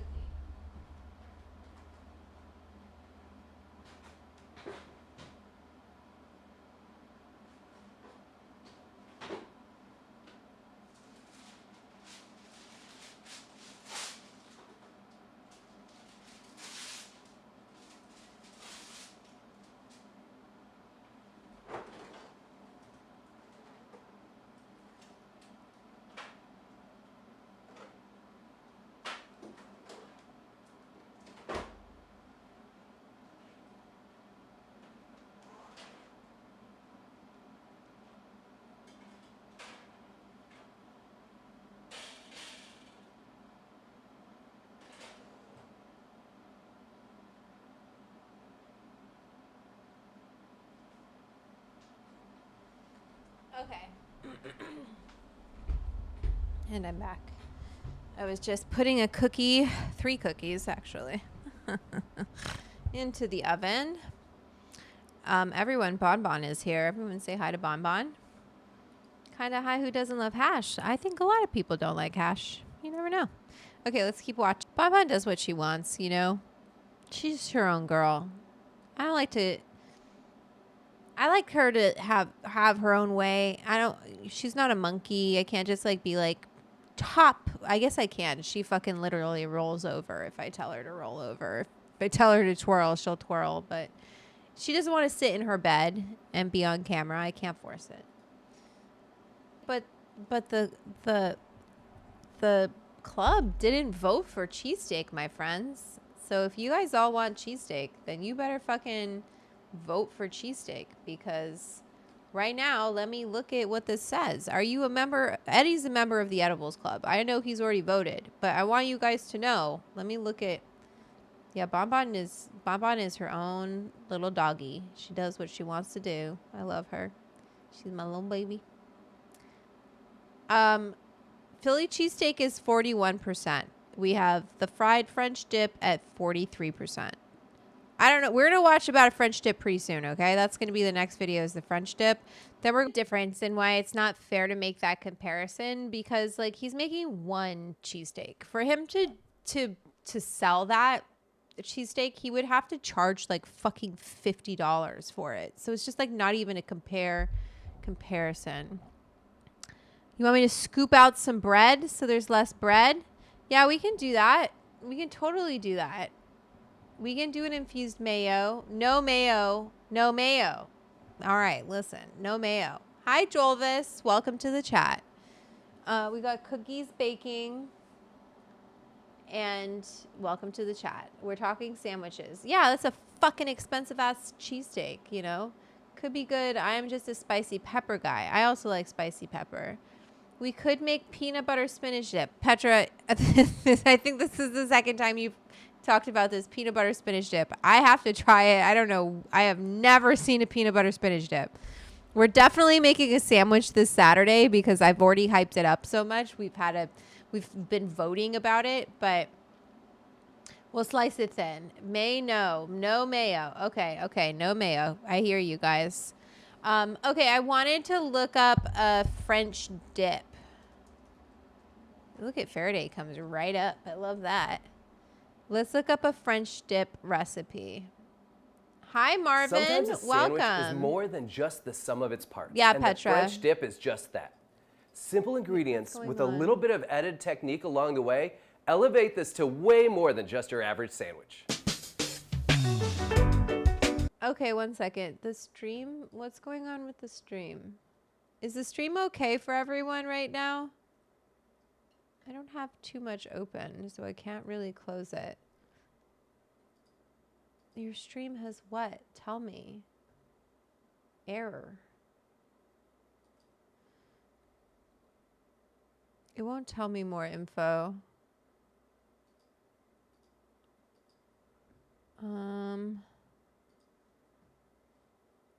I voted French dip, copyright. Probably one of the background musics. Which one? Is that what it's saying is copyright? I think it was mayo. You're funny. Please everyone vote cheesesteak. What I do? I just got here. Nothing happened. Is it still, I'm still, you guys, is she Italian? Yes, I'm 100, almost 100% Italian. Wait, did the chat go, am I gone? No, these features are only available because content, exempt channels from content. Okay, I think we're okay. Are you guys still there? Am I still there?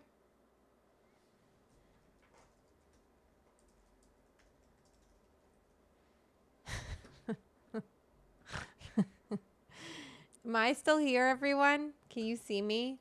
I think it was...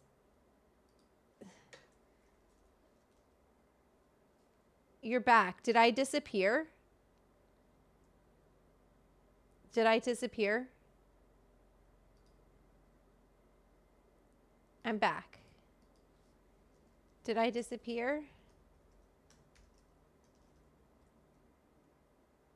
Forbidden footage. Okay. Should we maybe not watch this because this is certified Angus beef? These motherfuckers. Roast beef, the best. Aaron Alterman, do you think this one's okay? We're gonna try it. So here's the deal. I just really love sandwiches. And today we're making a French dip sandwich. Do you think this guy's safe? That's so weird. I wonder why it stopped it, but now I'm back. So I wonder what that's gonna look like. Live stream copyright. Let's see what it was. Streams are interrupted when copyrighted content is detected. After copyright material is no longer being streamed, streams are automatically enabled. So I think it was the Angus beef one because it was like a commercial. But I don't think this one is bad. I think I can watch this one.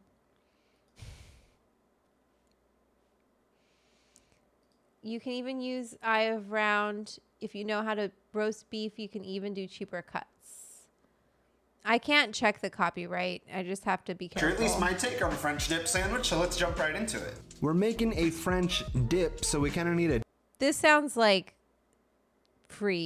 copyright-free music. dip to dip our sandwich in. How many dips did we just dip? I don't know. Should we start a little dip counter? Maybe we'll start saying dip a whole bunch. We're going to cut up a bunch of onions. Great time to practice your onion cutting skills. But Chris, I'm still here. So don't worry.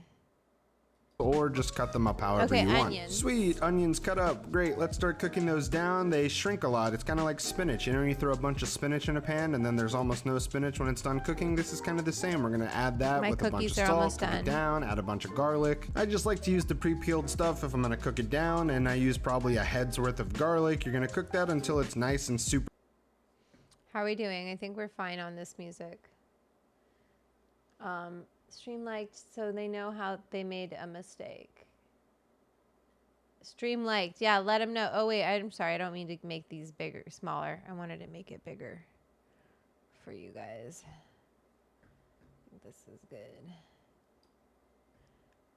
There we go. For dark, which is going to add a lot of depth of flavor, and then we're going to deglaze the pan with red wine. And in order to get all the flavor in there, you're going to scrape the bottom of the pan nice and heavily to get all of that burnt stuff off the bottom of the pan and work that into the sauce. And now it's time for some thyme. All the puns intended, but we're just going to take the leaves off of the stem. The stem doesn't really taste very good, but we're just going to go a little bit crazy with it. I probably put like 15 stems worth of thyme into the sauce, and that's going to make it taste great. Once you've timed up that sauce, we're going to throw in a bunch of beef stock. I didn't feel like making any, so we just bought some from the store. And we're just going to throw all that in a blender. You could probably use a hand blender, but it's not going to get those thyme leaves nice and fine, but I just threw it in my Vitamix, blended it on high until it was super smooth, and then we're going to put it back into the pot.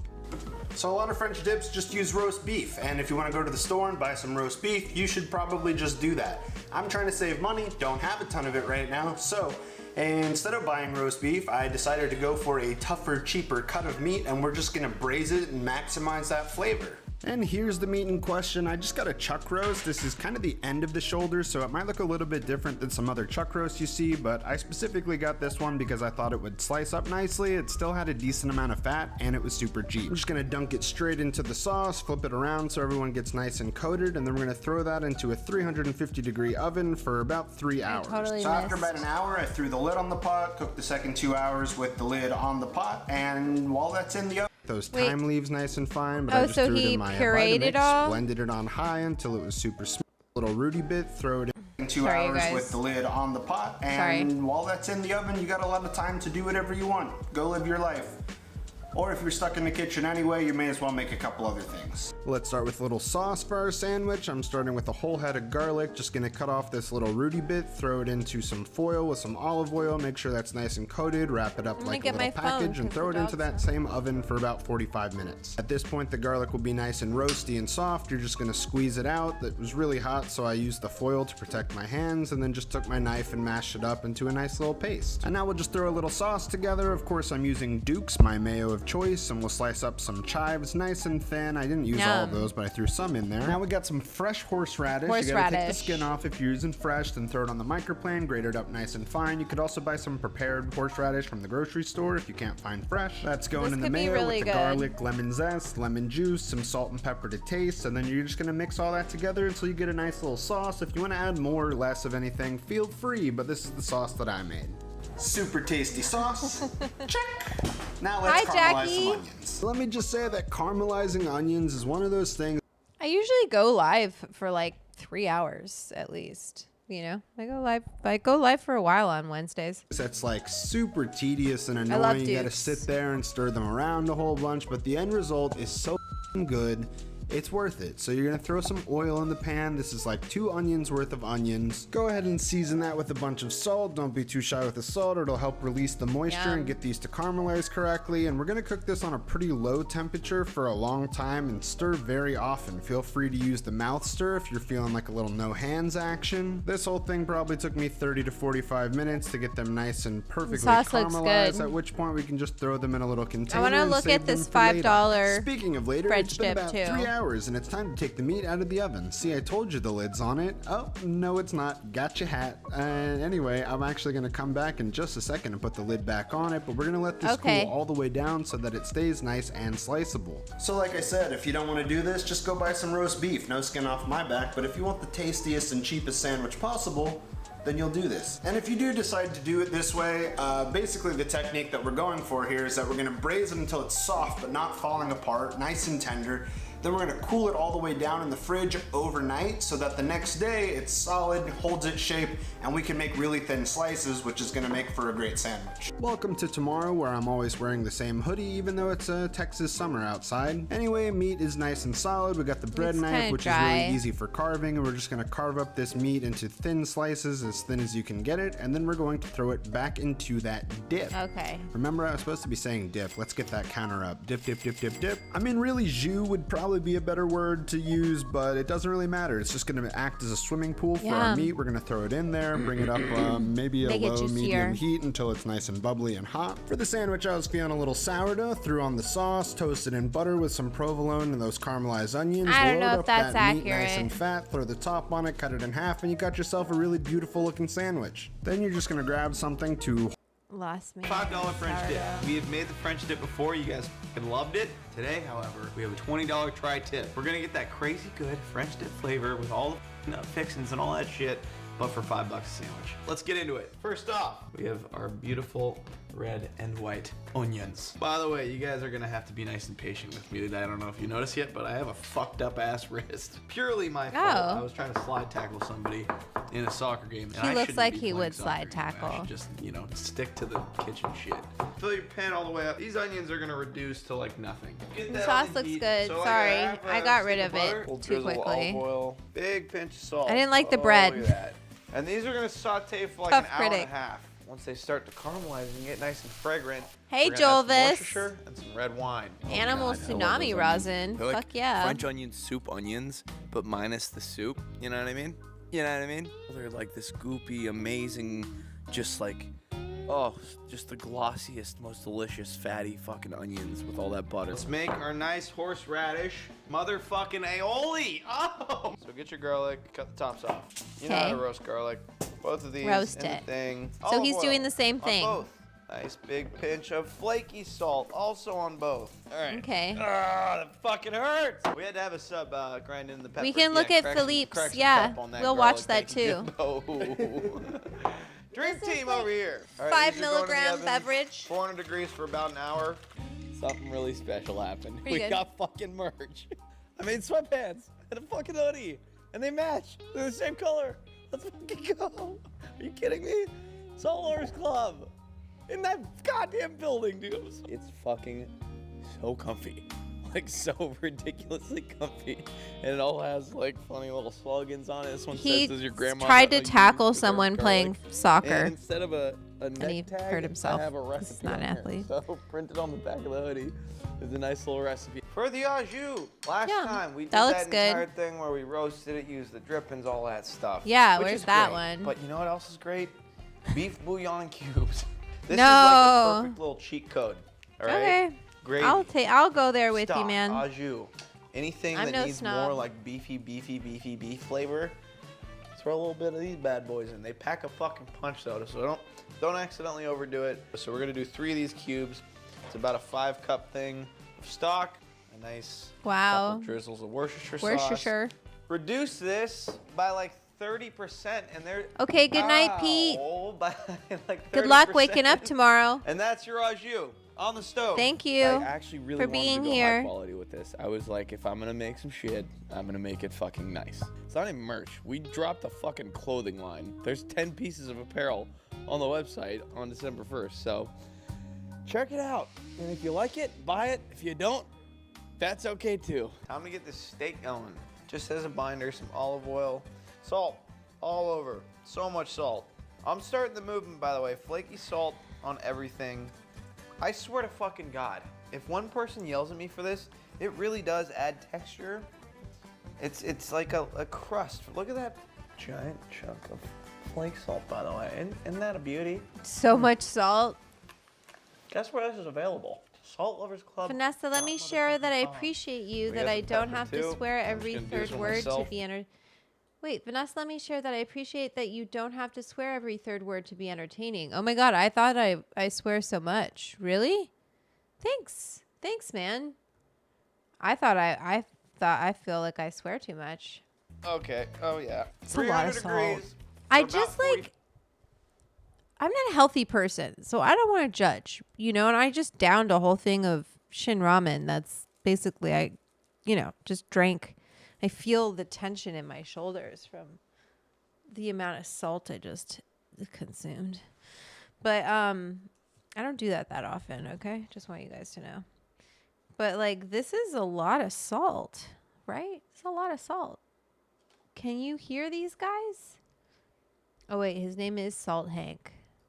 5 minutes. If you have an internal temp thing, 130 internal temp. Hey Alexa, set Good point, timer Eddie. for 40 minutes. Okay? Good point. Thank you. It's kind Always of be on nice to brand. your robots, You're right. guys, especially now. All right, you never know. Everything is moving along quite nicely. Get some of these onions. The wine is cooking off. Look at those. This is the other sweatsuit. Is there a recipe in the back of this? Yeah. I'm having fun with this rosin. I forgot we put recipes on the sweatpants too. Yeah, this one's chimichurri. We just didn't put the size. Harry listens to Lion It Cooks. just says chimichurri, and then there's a chimichurri recipe on the back of the sweatpants. I'll tell you this. When I worked I staged in Rome, so I was an intern. You know, I wasn't like working in a real restaurant, but we cooked for a lot of people every day. Anyway, when I worked in the kitchen, just to explain how dirty a kitchen is, every time we would make fresh pasta, and this is Rome, so we made a lot of fresh pasta. Without a doubt, one of the guy chefs, one of the male cooks, would make it into cock and balls. So there you go. That's working in a kitchen. That's every single piece of merch. This one I think is a Michelada. Do you think his name is an F you to Salt Bay? I don't know. I don't think so. There it is. That's our roasted tri-tip. He probably was like, yeah, salt's a good brand. We're heating our pan right now. Get your aromatics. Get ready for the basting before you even throw your fucking steak in the pan. Because literally 30 to 45 seconds, and that's it. Otherwise, you're going to overcook your steak. Oil in. Steak goes in. Woo! Press it down. You want full surface coverage. Flip her over. Now comes the fun part. Full stick of butter, basically. Look at all these fucking aromatics. Sage, rosemary, thyme. And that is our beautiful garlic that we found. Woo! Oh! Alright, we're basting with the fucking fire. Wow, that looks good. This happened before. If you're Yeah. new to this channel, welcome. That's Okay. funny. That's it, folks. So we're gonna let this rest for like That's 10 minutes. funny. We did pour. I blood, get it. sweat, I and started tears to get into this. it. By that I mean I did a pop-up to like promote this, and I chopped off like half my finger. I've cried over it for sure. Got really fucking stressed out one time and had a panic attack on the phone with a supplier. So I've cried. Those are tears. I cut my finger off. That's blood. And I think of sweat. I'm like sweating right now. So It's steak time. All right, so thinly shave this, as thin as possible. And look, this thing was $20. This one I made a mess This is of. gonna make like 4 or 5 sandwiches. All right, and it's just as fucking good, honestly. So get your bread, and we're gonna paint it with that sauce. A nice big spoonful of prepared horseradish. There you go. There's our roasted garlic. Okay, roasted I garlic. love horseradish. Next up, Worcestershire sauce. Right up in there. Big fucking heaping spoonful of mayonnaise. All right, there's our like, chunky horseradish garlic sauce. Let's make a sandwich to begin. Oops. A chunky garlic horseradish aioli. Look at that. When you cut your tri-tip, make sure to mop up all that extra juice. All right, and then we're just gonna layer meat all over this shit. Oh, that's a beauty. Nice fucking bed of onion. All right, finally. This joint 3 is perfect bad. slices of provolone cheese under the broiler. Once that cheese gets nice and melty, it's time to eat. We did it! More than anything, I Chris, wanna you're say funny. fucking thank you. Like this shit means so fucking much to me that you watch these videos and you support me enough to be able to do shit like this that I think is so fucking fun and cool and awesome. And it's high quality. I care about this shit. It's important. I love you guys is the main message here. You made this possible, Wow. and I'm so fucking grateful. And it's, Let's get you know, smoky. I'm gonna having a wash my billion hands and grab a subscribers. We get, cookie like- and some milk. I think we have like 10 to 1 second. 20,000 people that really tune in kind of every time. These people are like some of the most nicest, like amazing, positive people I've ever fucking met in my entire life. And I just want to let you know I appreciate you. Okay? That's it. Hello. Oh shit. Obviously we're gonna line the other side with some more sauce. Can we top it? Oh my god. Alright, we're going for a cross section. Oh god. Look how delicate and perfect. Last step. Our steaming hot au jus. So we'll just fill a hefty bowl with that. Alright, so this is our second time doing a French dip, but the first time it broke the fucking bank. So at what cost, really, was it? This time, it was $5. Hi, Harry. Start. You have our bag. Thank you. Nice rustic look. We can do an Then we have infused aioli, mayo. Our tri-tip steak, the caramelized onions on top of that, a nice blanket of cheese, more aioli, and then our bread, and then of course, Yum, looks our good. beautiful 3-ingredient au jus, which I'm gonna Okay, dip this let's look sandwich at in right Philip's. now. Let's go. Oh, yeah. Okay, here we go, baby. $5 French dip. It's also a lot easier to cook. It took us like 45 minutes to make this thing. Let's eat, boys. Oh, Cheers. it's 1L. Philippe's. Okay, I want to get one that's not going to get me in trouble. Let's see. This guy seems pretty What's up, harmless. guys? This is Josh from CaliforniaThroughMyLens.com. I'm here at Philippe's, which is the home of the French dip. They've been making it for almost 100 years. This is in my cookbook.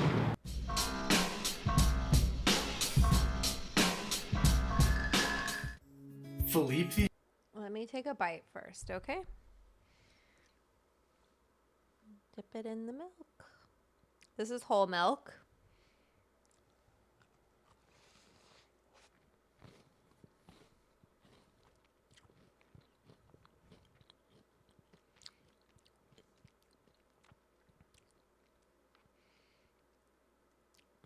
I should have got a spoon.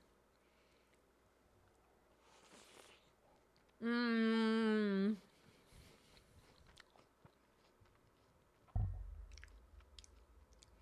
Baked to perfection.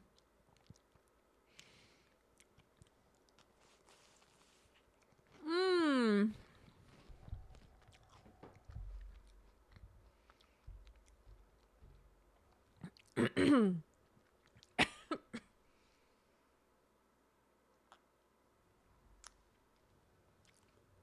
It's so good.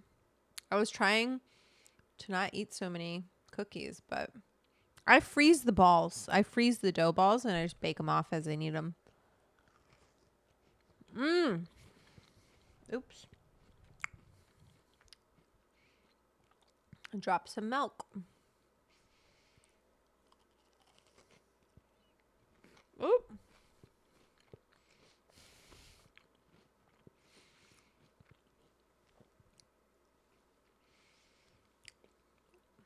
This is the last little bit.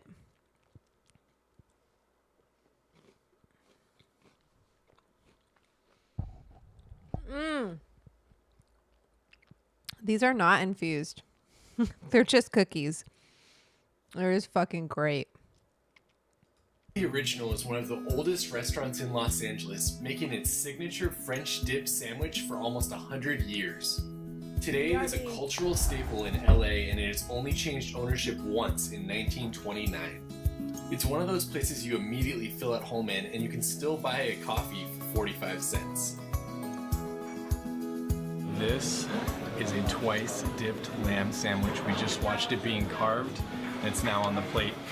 My buddy Jared and I are going to try a whole bunch of the different things that they have here, so this is our first option. So you can half dip it or you can double dip it. So this is the best thing about Philippe's. It's the spicy mustard. You don't want to put too much on because it is definitely spicy. That was so It's good. got That was such a good horseradish cookie. type, like clear your senses kind of thing. But man, it adds a good kick to the sandwich. That's in here.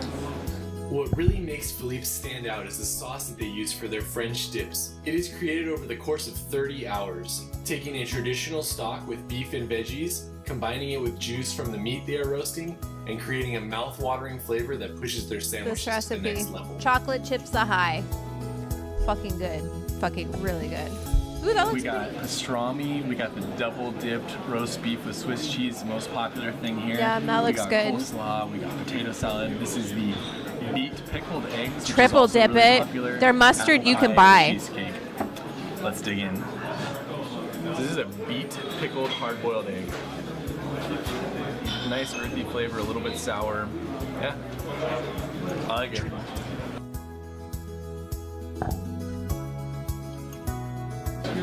So this is the most popular item here. It's the double dipped roast beef with Swiss cheese on it. So they dip both sides of the bread. Like It's both so good. pieces. The cheese and the meat and then the dipped au jus. I can see why they haven't changed the recipe for 80 years. That's like a perfect sandwich. This is classic Double dipped LA. Pastrami. Honestly though, I think it'll be hard to beat the roast beef. It's like really high quality pastrami, and then obviously the au jus just adds so much to it. I think this is next level though.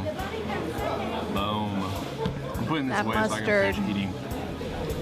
Thanks for coming to Philippe with us. Honestly, if you haven't been here, you gotta check it out. It's one of the best sandwiches. All right, so we're gonna see. I wish we had the food culture in the Bay Area you have down in LA. Bay Area has pretty great food culture, just a little different. You know, like when I go to the Bay Area, I go there to eat at Indian. Do you ever go to Vic's Chat? Have you ever been there? That is the best Indian food in Berkeley. Bay Area does have great food. No mods in chat. Can you explain to me like what the mods in the chat do? Chris, all of the names are really funny, okay? All of the names, I spent like a full day coming up with recipe names. Jackie, you've been to Vic's? Very good. Classic. Okay, so I wanted to look into seed oils. We're going to go down this rabbit hole, okay? You guys ready? Let's go down this rabbit hole.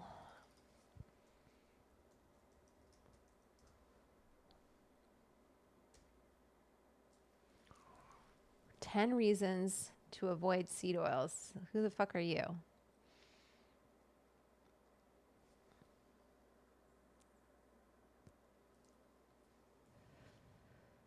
Look at all of this. All I did was put in seed oil. First of all, anytime I see this fucking guy, fuck this guy. Fuck this guy. Look at all these guys. Fuck this guy. Where are these? Fuck this guy. Stop eating seed oils. Look at, I didn't even say seed oil's bad, right? This is the bullshit. Why I love seed oils. Okay, we're going to watch one of these and can help when you are busy doing your thing. Mods help keep the viewers to play nice. Is anyone not playing nice? Here, Eddie Moretti. You want to be a moderator?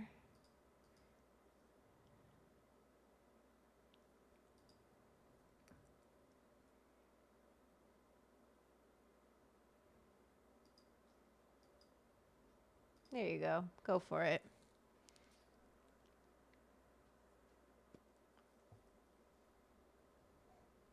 Mods are a buzz killers. Yeah, but I don't see anything wrong today. I don't see anything wrong, but now Eddie can do it. Okay, let's watch one of these. Let's see what the fuck this guy says, because it's number 1 here. I make sure to stay away from ultra controversial topics in my videos, but when culture war battle lines advance to the point at which cooking fats are discussed with the same fervor as bathroom bills, it's time to step in. I don't want to make a snarky dunk fest in which I jab at seed oil haters, partially because I don't think they're all crazy, and partially because that behavior just exacerbates the culture war element of what should just be a food conversation.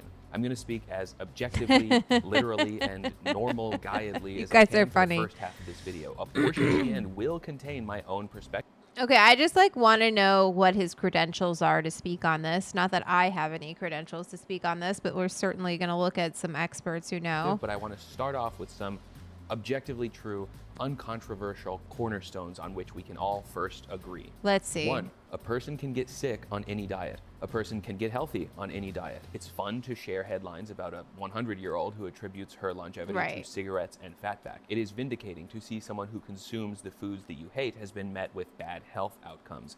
You see vegans share stories of carnivores who suffered from early heart attacks, and you see keto folks share stories of vegetarians who are wasting away.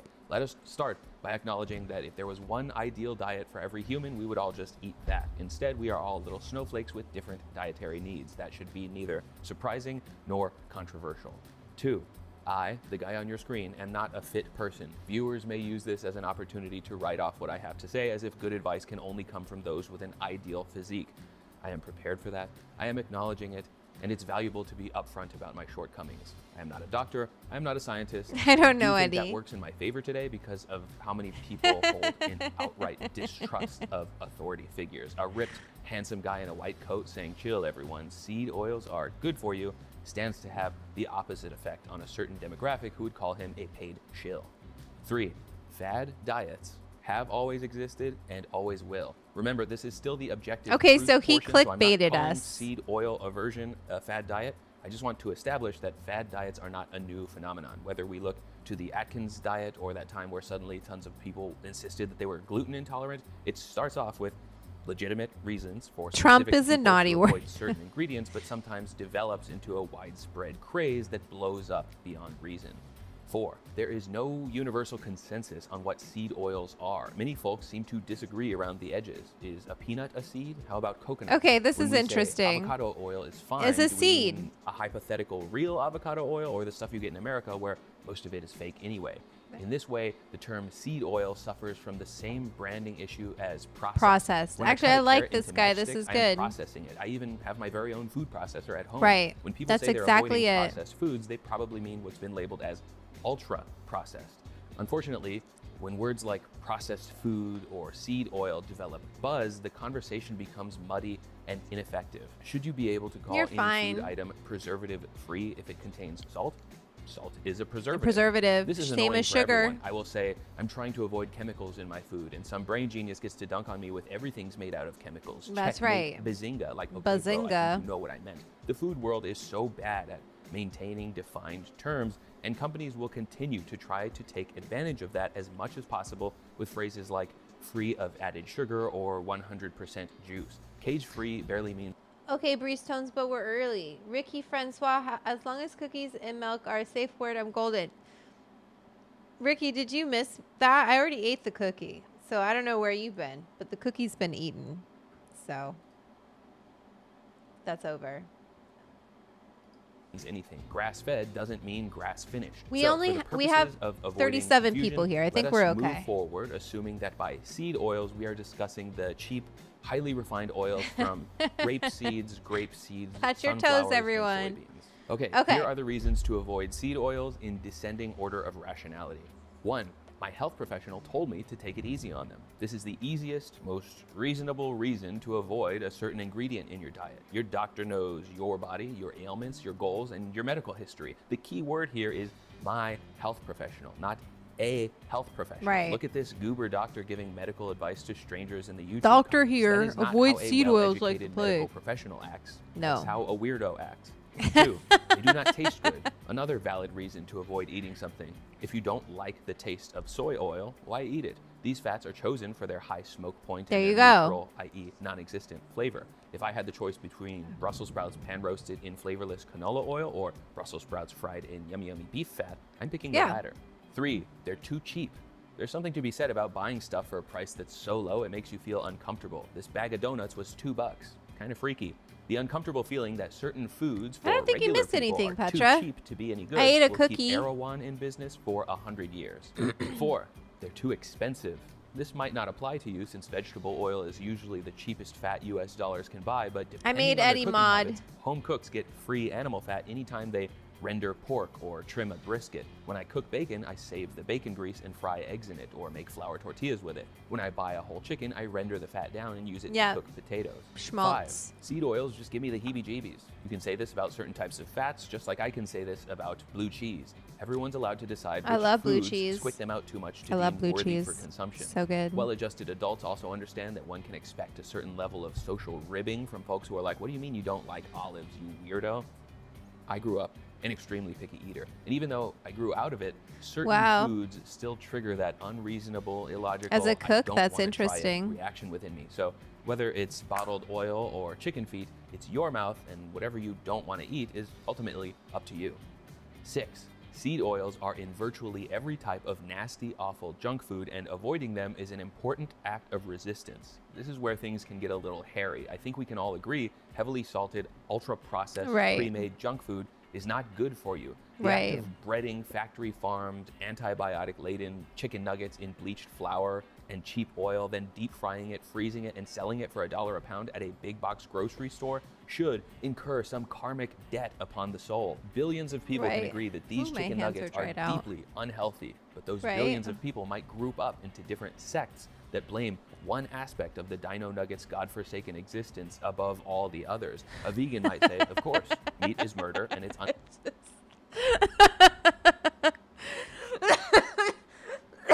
I'm reading the chat and I'm fucking dying.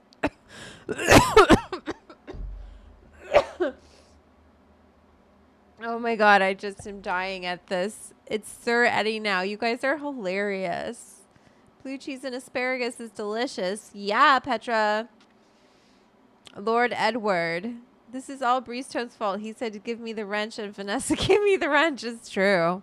He's like, you don't even have a mod? I'm like, fuck, I don't have a mod. I'm sorry. Unhealthy. Someone with celiac might say the gluten in those types of foods causes inflammation, which leads to a whole host of health issues. And naturally, the seed oil haters will wish for an option. I'm glad that this has made your evening. Instead. In the same way that some people might say, have you noticed that 90% of shark attacks take place when ice cream sales are up? Some see the correlation between cheap oils and junk foods and think, gee whiz, we gotta get these particular oils out of all of these products. Okay, so this guy has good things to say. Disordered thinking starts to creep in because there's no one thing that makes a box of sugar cookies bad. They've got tons of sugar, attractive dyes, cheap fats, cheap grains. They're made in a factory full of underpaid workers and shipped from location to location. It's not the seed oil that's the bad box, thing in those. If anything, it's all the sugar. And get thrown out in the trash. That being said, this is still somewhat of a reasonable mindset because vegetable oil spends way too much time masquerading as more expensive dairy products, like it does in Cool Whip, which isn't whipped cream, Coffee Mate, which isn't milk, or shelf-stable pre-made. Okay, but you know what I have in my book is a Cool Whip recipe. It's just a stabilized whipped cream. It's so fucking good. I love Cool Whip. I grew up on Cool Whip, so... Buffalo sauce, which is no longer made with butter. 7. Someone on the internet told me that I have to avoid them. This one might be impossible to counter. 1 in 5 adults get their news from influencers. There's no reason for you to trust what I'm saying now over a doctor influencer with a six-pack. I know I'm not a seed oil shill because my... Wait, last thing and also I apologize. Don't apologize, Breezetones. We appreciate you. Vanessa is a person of stature, and this channel for its content may be on YouTube's radar for striking. Oh, because I'm so opinionated, do you think? Wouldn't that be interesting? I hope that happens, those fuckers. Come on. Bring them on, bitch. I got it. We got this. It'll be fun. You will always need mods to be your security. Okay, good. Yeah. Yeah. Chris Fist... Me too, except for, you know what my mom would do? She'd fucking put like last night's chili in the Cool Whip container, so you'd open the freezer being all excited to eat, like, you know, Cool Whip basically turns into like fluffy ice cream when you freeze it, and you'd open it up and it'd be something disgusting instead. My bank statements don't show any deposits from Crisco or Mazola, but there's no reason for you to believe me when I say that, and I respect anyone's choice to doubt she me. went back to if the my bedroom. aim is to list all the reasons why some people avoid seed oils, someone online said I should is irrefutably one of the top reasons. I'm an influencer now. I know we stand to make significantly more money when we're talking seed oils in general. This video is not going to be a viral sensation because we're just talking telling you seed oils. who to be mad at or how angry you should be. In the event that you did want kind of high, how many dabs can I take? I don't know. I don't really dab that often. I'm not a dabber. Preferences, I will stick them at the end of this video. 8. They used to be industrial Winston, lubricants. a few folks from your Discord, then you are covered. Oh, Winslow. Yeah. Winston. I'm going to start calling him Winston. Are the health nuts avoiding quinoa Winston. because it used to be peasant food? Pizza Hut used to be one of the top kale buyers in the country because it looked good as decoration next to the pizza buffet. Kale is now seen as food, health food even. By the way, beef tallow is still used as machine lubricant, so what's the point of this argument? There you go. Truly, it's one only employed by folks who have never gone home with someone who keeps a jar of coconut oil by their bedside table. 9. I am a culture warrior. Eating animal fat is strong and smart, and cooking in vegetable oil is for sissies. Again, you are free to think that if you want. I don't understand why random strangers on the internet ride so hard against canola oil like it's a valuable personality trait, just like I don't understand why the New York Times rides for them. Like, well, actually, American Fruit Loops aren't that bad. They just contain butylated hydroxytoluene for freshness. Like, okay, folks, what are we doing here? Because it feels more about winning a war than being helpful. I have this reason this far down on the list because it's hard for me to regard certain culture war takes as earnestly held values when the lines that separate them get redrawn even more frequently than those around fad diets. Michelle Obama was a tyrant for messing with our fast food, telling us what we can and can't have, and now RFK is the weirdo That's for trying to right. get seed oils and dyes. That's right. Sometimes That's right. A group of ideologues Say will think it. freedom to do as they please is priority number one, and then a couple years later, it could become noble to ban That's the activities right. that they find abhorrent. Call them out on their hypocrisy. I am a mentally unwell psycho. Call them out. I would love to leave this part out. I started this channel to talk about sandwiches I like to make, but some people earnestly believe that seed oils, aka sneed oils or goy oils, Let's are look pushed into onto that the populace hexane by residue. Jews in a covert It's not plot to poison the Gentiles. Some Christians find it imperative to avoid fats that weren't mentioned in the Bible. Even though I don't believe these to be majority-held beliefs, they do need to be acknowledged. It's not enough, apparently, to believe in the power of big food and big pharma working hand in hand to grease up a never-ending pipeline from hungry kids to sick geezers. I put this last reason on the list not to lump all of the seed oil avoiders into this category, but because it is a reason. That's my list. I understand the response I'm inviting by covering a hot topic online to a big audience, but I think he wants the engagement. That's what I think. He wants the engagement. Okay, so hi, let's look at this. Uncle Bernie versus RFK Jr. in Congress was fire. Yeah, he totally called him a flip-floppy fucking fish. Because he is about abortion. Fucking liar. I would love to know how many he's paid for with all of the women he cheated on his wife with. So that's what I gotta say about that guy. Not a fan. I dropped my lighter. Damn it. Where'd it go? Oh no.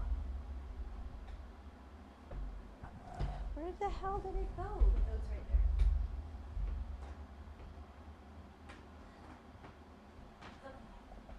there. My air. Maud wants Vanessa to keep singing. Community? Oh my god, don't make me sing. Anyway. Let's look at residual hexane because it's interesting, okay? Because this is one of the things I see a lot from people who are demonizing seed oils. Hexane is a solvent, just like we use ethanol or CO2 to concentrate the resin in cannabis. They use hexane to get seed oils. Let's see. I want to pick a good source. AI is not it. Open access pub.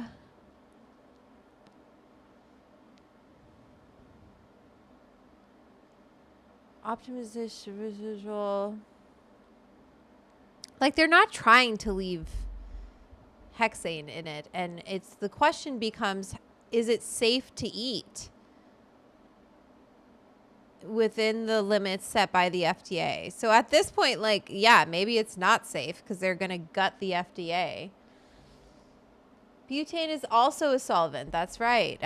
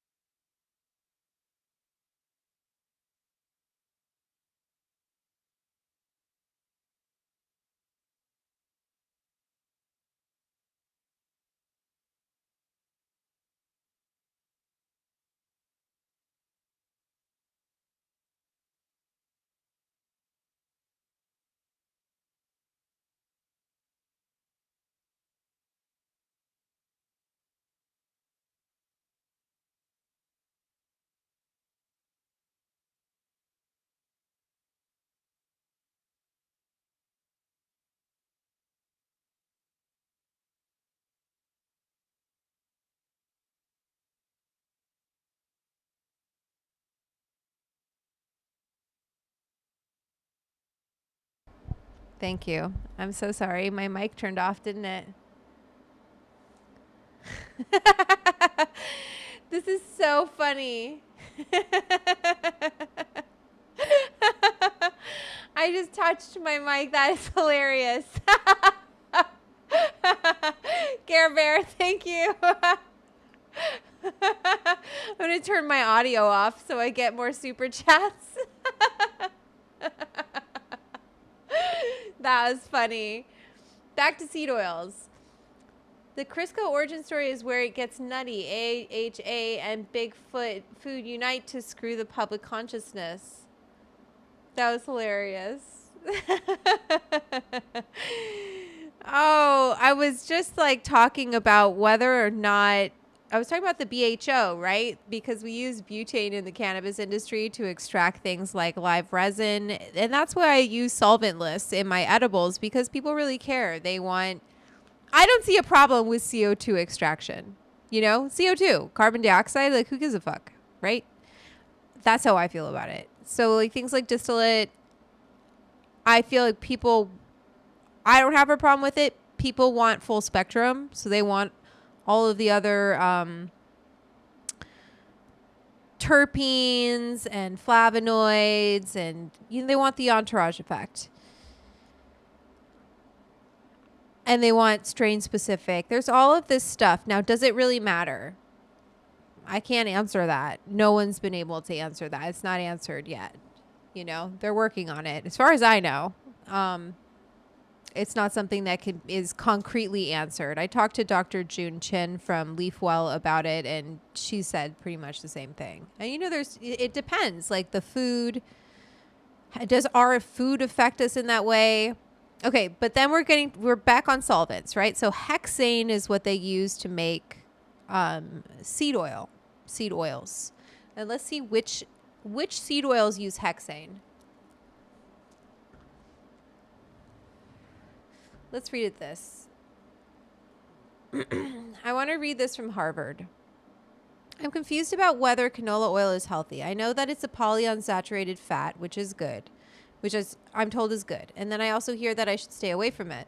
Some of the claims. Most canola is chemically extracted using a solvent called hexane, and heat is often applied, which can affect the stability of the oil's molecules, turn it rancid, destroy the omega-3s in it, and can even create trans fats.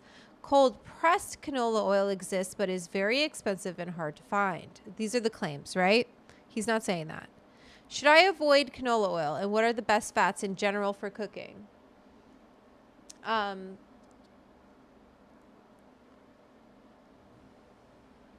Side note, climate deniers will tell you carbon is good for the environment. That's funny.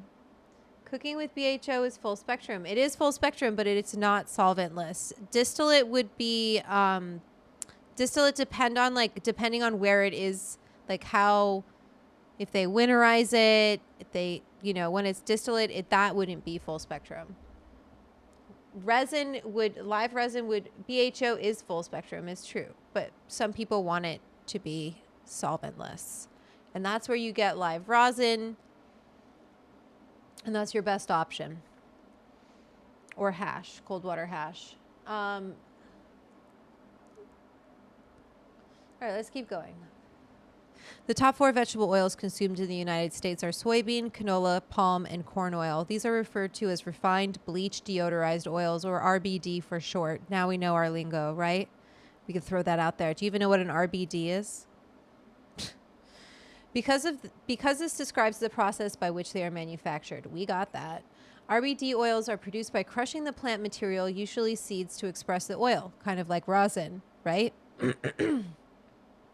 Followed by extraction of the crushed material with a low boiling solvent, most commonly hexane, to obtain the remainder of the oil. Okay, so then the hexane comes in after. Canola oil is generally considered a healthy oil because it is very low in saturated fat. Like olive oil, it is high in monounsaturated fat. Okay. Canola oil also contains a significant level of polyunsaturated omega-3 fat. In addition, canola oil contains significant amounts of phytosterols, about 0.9% by weight, that reduce the absorption of cholesterol in the body. I just want to look up what the fuck this is.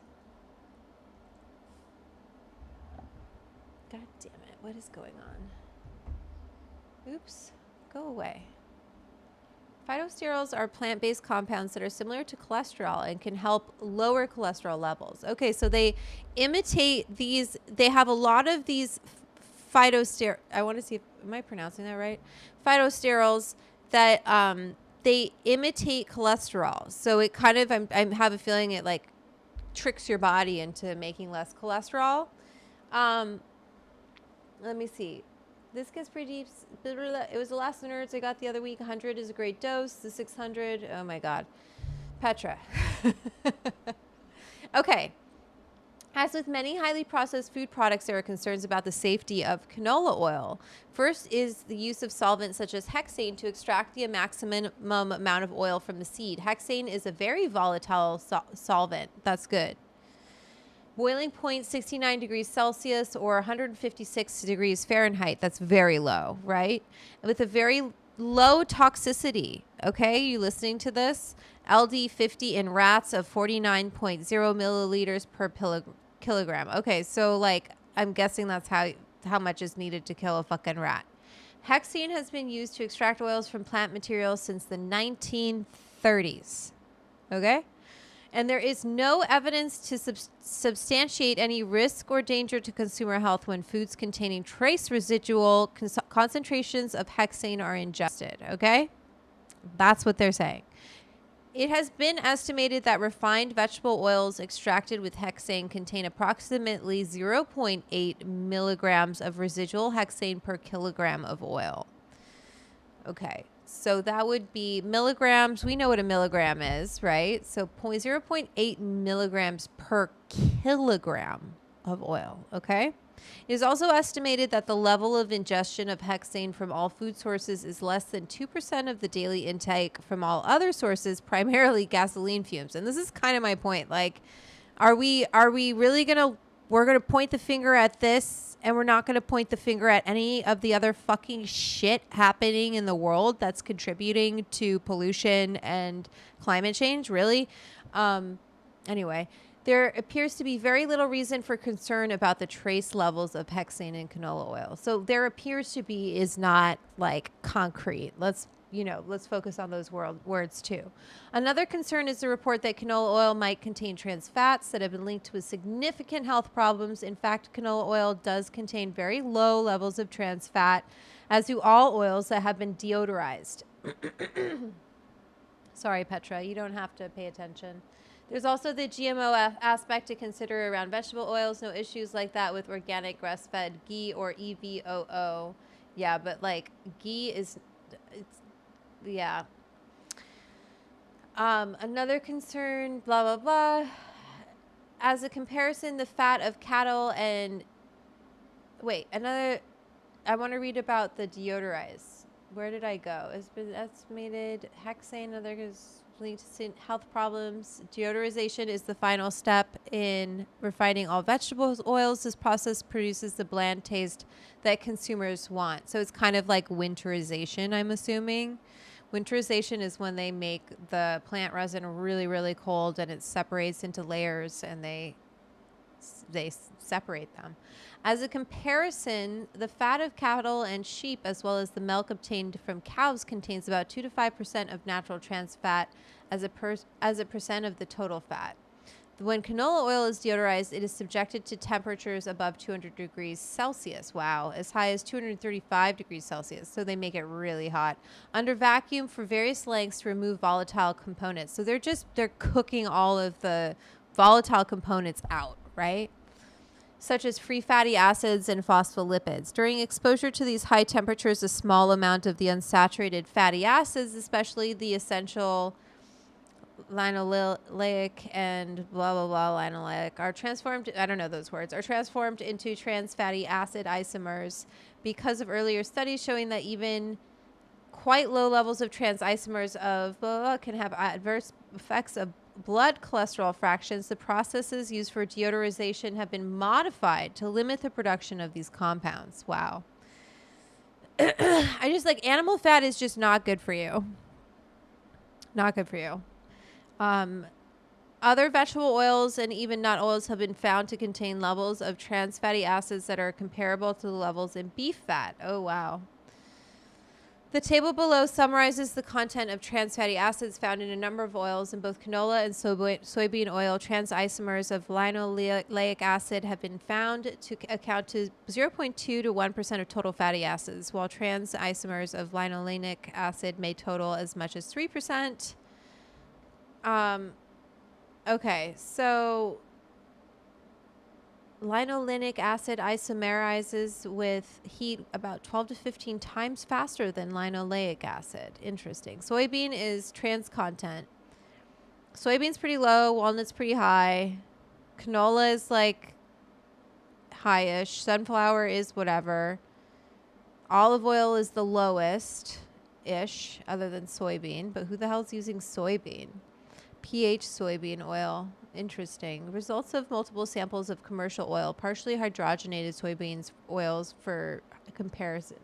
Is this super annoying? Yeah, clarified butter is good animal fat. What kind of fat? Let's see.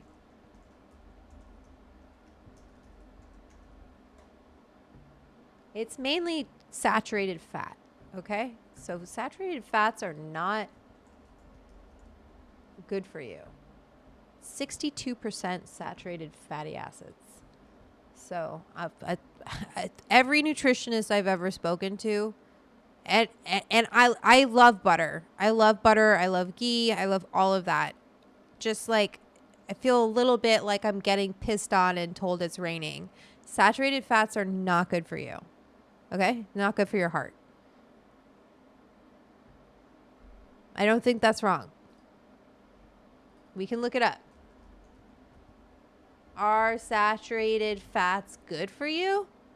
It is one of the unhealthy fats along with trans fats. Okay?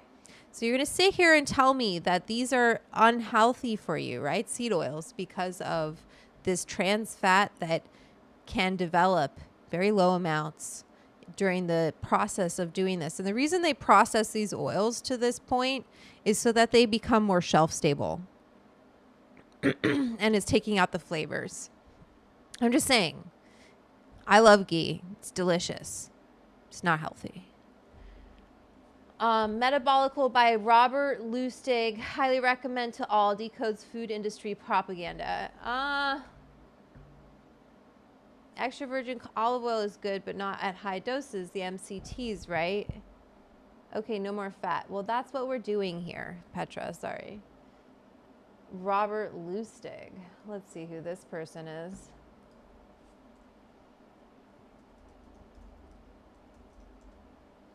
Saturated fats are delicious. American endocrinologist. Ugh, he was on Huberman. Fuck that guy.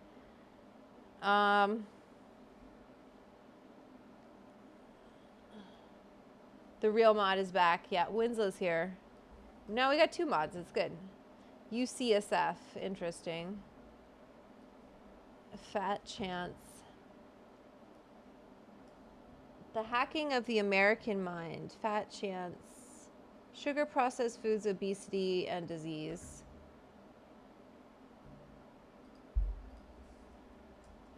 Let's see what he has to say. Let's see.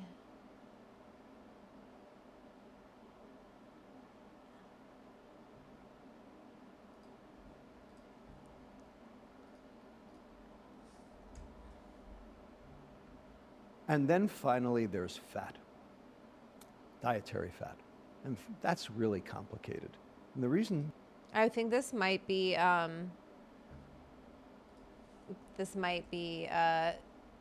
copyright, right? I don't want to get in trouble. I can't watch this fucking asshole, Huberman. I can't stand him. I'm nervous to look at this guy, but I will because it was suggested. But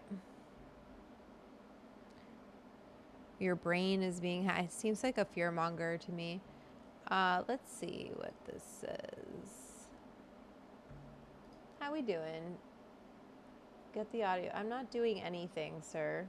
Stop telling me what to do. How about that? Hello, everyone. We are here at the Aging Huberman is a grifter, for sure. We're gonna, Eamon, you feel like you're proselytizing right now about this. I'm gonna listen to a little bit of this. Metabolism and Emotion Center on the University of California, San Francisco campus. I am here with Dr. Robert Lustig. And I am here with Dr. Joan Ifland. I am a pediatric endocrinologist. And I am the author of Processed Food Addiction, and Dr. Lustig is the author of the Okay, but what kind of doctor are you, lady? Hacking of the American Mind. And this video is the intersection between those two issues. Yes, we unknowingly wrote continuums of each other's books. Cillian Murphy? Very pleased to Thanks, be here Jeff. with Dr. Lustig. He is Killian? Is it Killian? Inspired me to look beyond the edges of processed food addiction to greater cultural addictions. So maybe we could start with the intersection of screen addiction and processed food addiction. Well, as you know, but perhaps the audience doesn't, I don't think you understand, like, you're not the boss of me, and you're sounding very bossy. Amen. I don't like that. Just letting you know. Sugar, the elephant in the kitchen. Substance. I want to learn about seed oils, and I want to see what this guy has to say, since you're so adamant about him. Dr. Lustig, a levels advisor and physician, says that processed seed oils are pro-inflammatory and should be avoided. Ultra-processed foods. Is it the oils that are inflammatory? Is it sugar that's inflammatory and other things? Omega-6 fatty acids.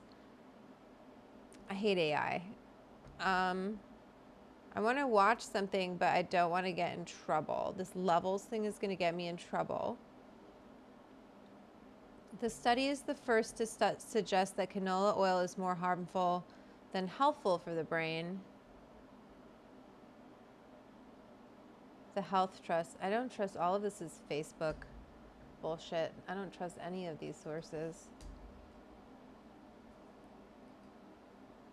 Yeah, his whole thesis is processed food is addictive. Okay, well, I just feel like that kind of language is... Hydrogenation is really a big one too. Too many carbons, brah. Hydrogenation. I think it's like, I feel like it should be relatively easy, not easy, but like, what is healthy food? Like, we're going to give up. Both are inflammatory. He is a silver lab. Oh, Cillian Murphy? We call him Sil. I want to just keep reading a little bit. A consequence of transforming some of the natural unsaturated fats is reduction in the content of beneficial fatty acids. So it's not good. So you can avoid RBD oils. Cold pressed oils can be an option since they are not treated, but they don't have as long of a shelf life. Virgin, unrefined, cold pressed, due in part to their higher price point. Adulteration of these types of oils, they go rancid pretty quickly. So consumers may also want to select high quality oils from reputable sources. Health Canada. Given the above, is commercially processed canola oil harmful? Although care must be taken in handling and processing of canola oil and other vegetable oils, canola oil is a safe and healthy form of fat that will reduce blood LDL, cholesterol levels, and heart disease risk compared to carbohydrates or saturated fats, such as found in beef tallow or butter. Indeed, in a randomized trial that showed one of the most striking reductions in risk of heart disease, canola oil was used as a primary form of fat. Whether using cold-pressed canola oil provides some small additional benefit is not clear. In general, variety is a good strategy in nutrition. Yes. And thus, consuming a variety of oils is desirable. For example, using extra virgin oil when the special flavor is desired, and canola or soybean oil for other uses. Both canola and soybean oil provide fatty acids that are important to include in an overall diet. I want to look at this.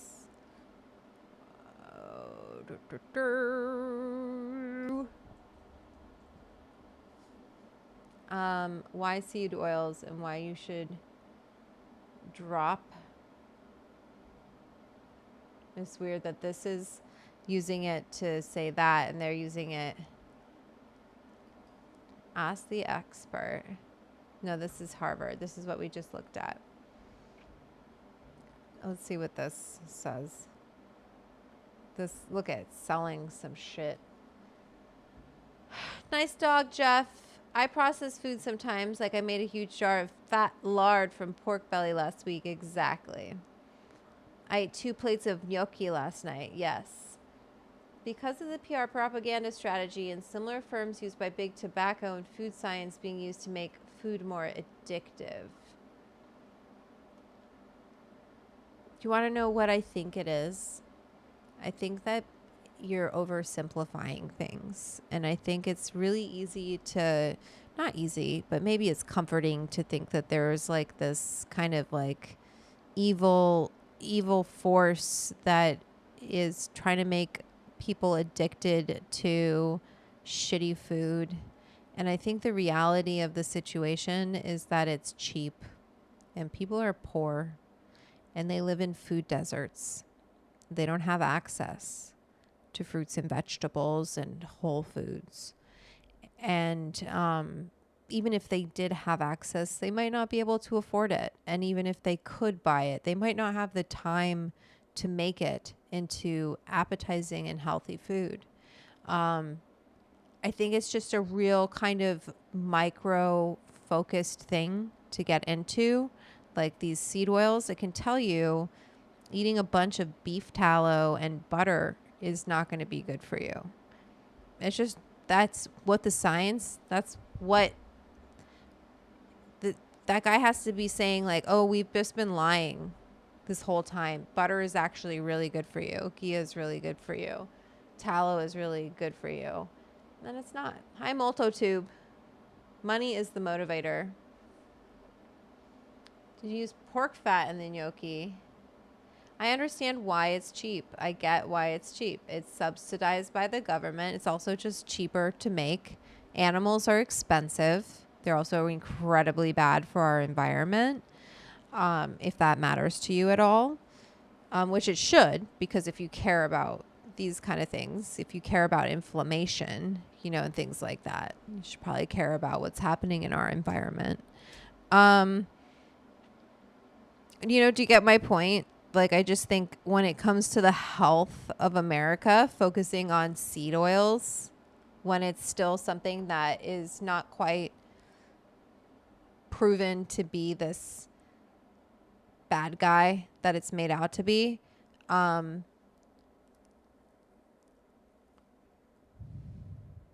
there's like bigger fish to fry, in my opinion. Pun intended, because you do fry in seed oils. But use it, don't use it, do what you want. Petra, you're onto something. I can't believe it's not butter. This is why I farm to make fruit available for inner city. That's really cool, Harry. Jeff Tharp, money and time, ate fast food for years when I was working long hours. I tried to explain that to someone in the park. This guy got really mad at me and it was like, because we were talking about this and I was like, you know, people like don't have access. We live in California. We're surrounded by fresh produce and plenty of food and options. People live in food deserts. And he was like, oh, well, I just don't agree with you. I work at a brewery and we throw away fruits and vegetables all the time. I'm like, what is your point, man? You want to like truck those out there? They'll spoil, first of all, by the time they get there. And it's just like I think it's just kind of, the problem isn't the seed oil. The problem is that all of that food is being subsidized. The corn, you know, like it's not healthy food, but that's what is shelf stable and that is what is available in a lot of places. You know, and it's cheap. This ramen that I had for dinner cost me $2. Okay. That's nothing. I got it because I had cash on me. And I didn't want to go grocery shopping because grocery shopping for the club is super fucking expensive. So if you haven't joined my Patreon, please do. It's the best way to support me other than pre-ordering my book. Food waste is also maddening. Okay, well, okay. How can you complain about food waste but then be upset, be like, we can't have any of these foods that are shelf stable? It's just a bigger problem. And we have bozos trying to fix it. You know, we have a guy who has never experienced not having money, not coming from something. You know, like, I could never in my life leave a dead bear in the middle of Central Park. Only someone from the Kennedys could do that, you know, or like cut the head off a whale with a chainsaw and put it in the back of my truck. If I did that, people would be like, who the fuck is this crazy bitch? But when you're a Kennedy, you can get away with it. So I don't know why we're really trusting these people to understand such a complex issue. Like, don't even trust me. I'm a stoner. I'm just curious, like, what's all this noise about seed oils, you know? And I just think it's good to be informed. It's good to pick the best decisions for your body. I'm going to keep eating butter, even though I know it's not great for me. I'm going to keep eating sugar, even though I know it's not great for me. I don't think we need to demonize seed oils either. That's how I feel about it. To each their own.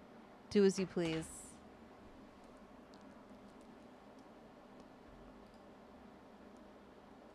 Shelf stable is a good term. You like that?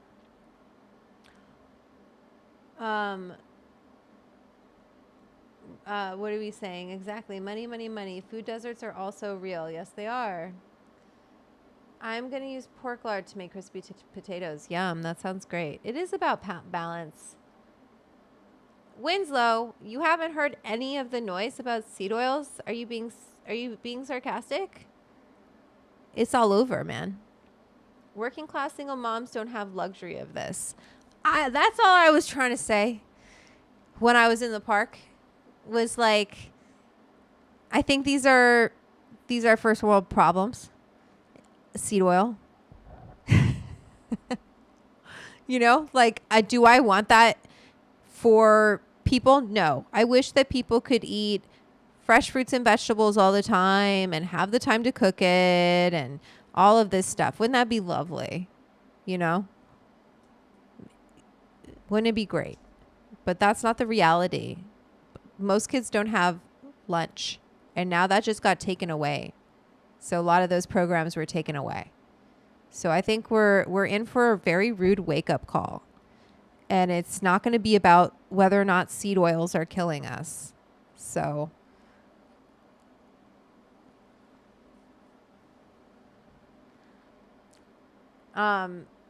but if you study the history of Crisco and how vegetable oil became the norm, you must have a lot of time. Most of the olive oil in this country isn't even real olive oil. You know that, right? It's not even the real shit. And actually the olive trees in Italy are starting to, and olive oils have seeds, right? But it's still a seed oil. And they go rancid. And the trees are starting to, they have diseases on them. There's some really bad diseases, at least in the south of Italy. A lot of the olive trees have been kind of ravaged by, let me look up what it is.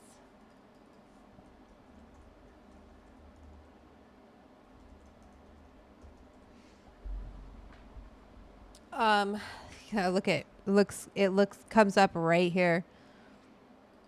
Italy's olive tree catastrophe. I don't know what this shit is. It's a blog. The plan to save Italy's dying olive trees with dogs. We got to read this. Fuck yeah, we got to read this. I just sewed a patch on my son's martial arts uniform. I feel like this is a massive achievement. Really good job. Eamon, you don't know much about Italians, do you? They were selling you from Italy. They were selling you fake olive oil. Okay? So calm down about the olive oil. Yeah. Global warming, Joe says global warming is coming for chocolate and coffee, and that is the fucking truth. Climate change is coming. It's going up in price. It's really bad. We're going deep. A deadly and hard to detect disease has been ravaging the treasured olive trees of southern Italy for 10 years. A highly trained squad of super sniffer dogs could save them. On a sunny winter morning, the dog trainer Mario Fortebraccio slowly bends toward a line of potted olive trees and indicates it with his hand. Waiting for that signal, Paco, a 3-year-old white Labrador, rushes through the row of plants with his head tilted, sniffing each pot at the root. The rhythm of his inhaling echoing through the greenhouse. The dog is carefully scouting for something humans can't sense. They don't do anything if there is no reward, Fortebraccio tells me with a smile. After a few seconds, having completed his task, Paco returned to the trainer, lifted his leg to urinate on a nearby plant, wagged his tail, and claimed a little crunchy treat. At Vivae Giurana, an extensive commercial greenhouse with over 1 million plants in Parabita in the southern Italian region of Puglia, Paco is searching for Xylella fastidiosa, a type of bacterium that has been ravaging southern Italy's olive fields for the past decade. I've seen it. Paco and a few other four-legged colleagues make up the highly trained Xylella detection dog teams. These dogs have got something unique, says Angelo Delle Donne, the head plant health inspector for the government of the province of Lecce, who has been battling Xylella since it was discovered in Puglia in 2013. Portuguese olives are top tier. Yum. There's no regulation. That's right. Tell them, Winslow. Tell them. I'm not saying all olive oil from Italy is fake, but I'm just saying, like, you put a lot of stock in those Italians, and I can say that because I'm fucking 90% Italian, so come for me. I was married in Puglia. I was married in Lecce. I was married in the Duomo of Lecce. Okay? I know what I'm talking about. Xylella fastidiosa. They used to put sugar in their wine in Puglia. That's what they would do. And they would win awards for it. It was a huge scandal. And then they found out they were putting sugar in their wine. Xylella fastidiosa is a bacterium that clogs the xylem, the vessels that carry, oh, good word, xylem, the vessels that carry water from the roots to the leaves. We learned what's the word of the day, class? Xylem. Love it. Great word. Johnny Harris has a good video about the olive oil thing. Oh, interesting.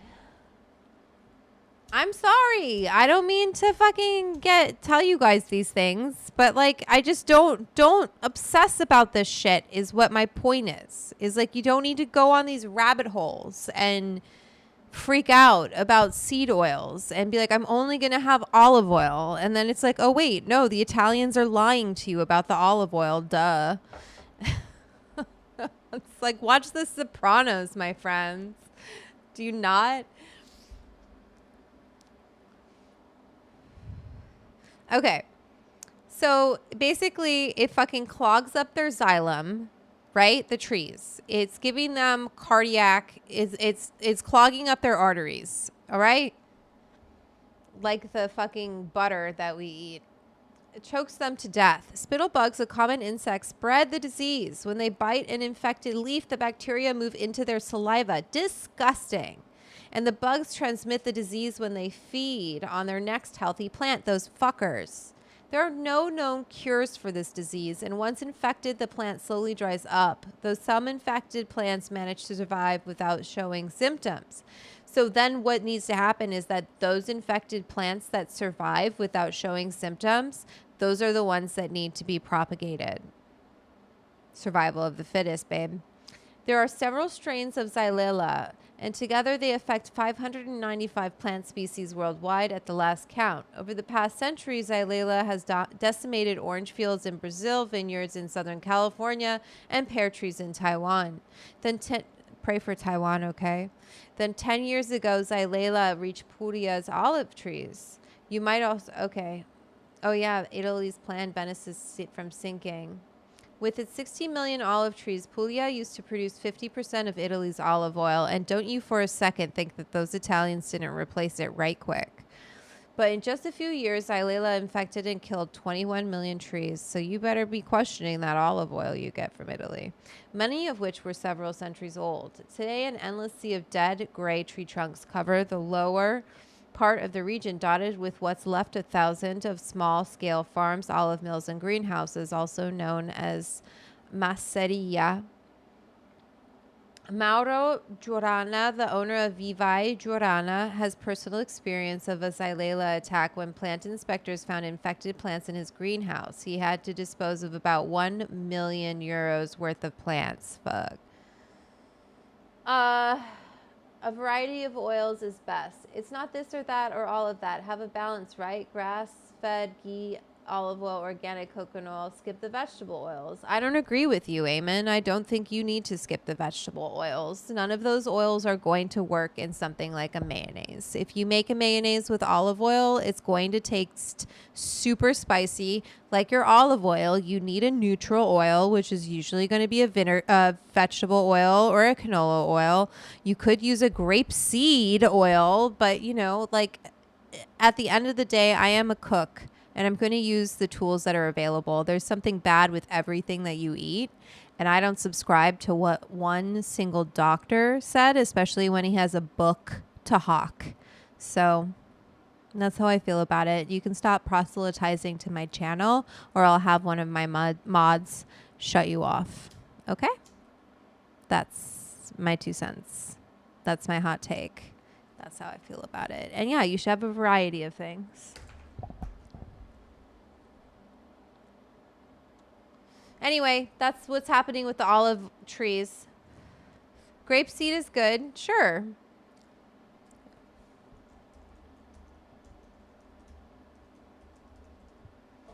Whether vegetable oil is bad for you depends on the type of oil, how it is used, and how much is consumed.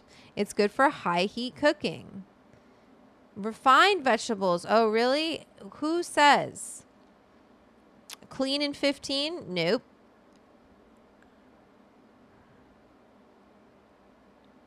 You should find some vegetable oils may offer health benefits, but some may pose health risks. See? Heart.org. There's no reason to avoid seed oils. So I just health effects of various edible vegetable oils. Vegetable oils derived from diverse sources such as seeds, nuts, blah, blah, blah, blah, blah. Have very low certainty evidence showed the consumption of olive oil, sesame oil, and coconut oil could improve blood sugar control. Low certainty evidence showed olive oil consumption reduced risk of breast, digestion, and other cancers. Moderate to very low certainty evidence suggested that canola oil and sesame oil consumption reduced body weight. The consumption of vegetable oil appears to offer different health benefits, with summary estimates indicating beneficial effects on reducing lipid concentrations, especially with monounsaturated. Do you know what I mean? Like, it's just more complicated. And anytime someone simplifies things down too much, I'm always skeptical. I do like your baking. Thanks. Guess what? I use vegetable oil. What are you going to do about it? Call the cops. Okay? So there's a lot of variables, and it's not fuck this guy, don't like him already, and we figured it out. I love peanut oil too, but who knows, maybe that's bad for you too. And sesame oil can go rancid very quickly. So there's pros and cons to everything. Don't buy into anything. Don't. Just listen to your body, okay? And our endocrine system, it's all of endocrine system. Our bodies are super complex and very individual. Like when I asked Dr. Chin from LeafWell about lecithin and whether or not lecithin will increase the the absorption of THC in edibles. And she said it like it really depends on each person's body. Say, you know, so anyway, everything is fucking, that's right, Petra. Everything is just bad for you. Well, welcome to the live stream. Also, I want to say everyone who watched my Munchies, here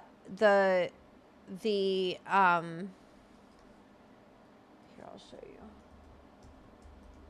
this from Munchies.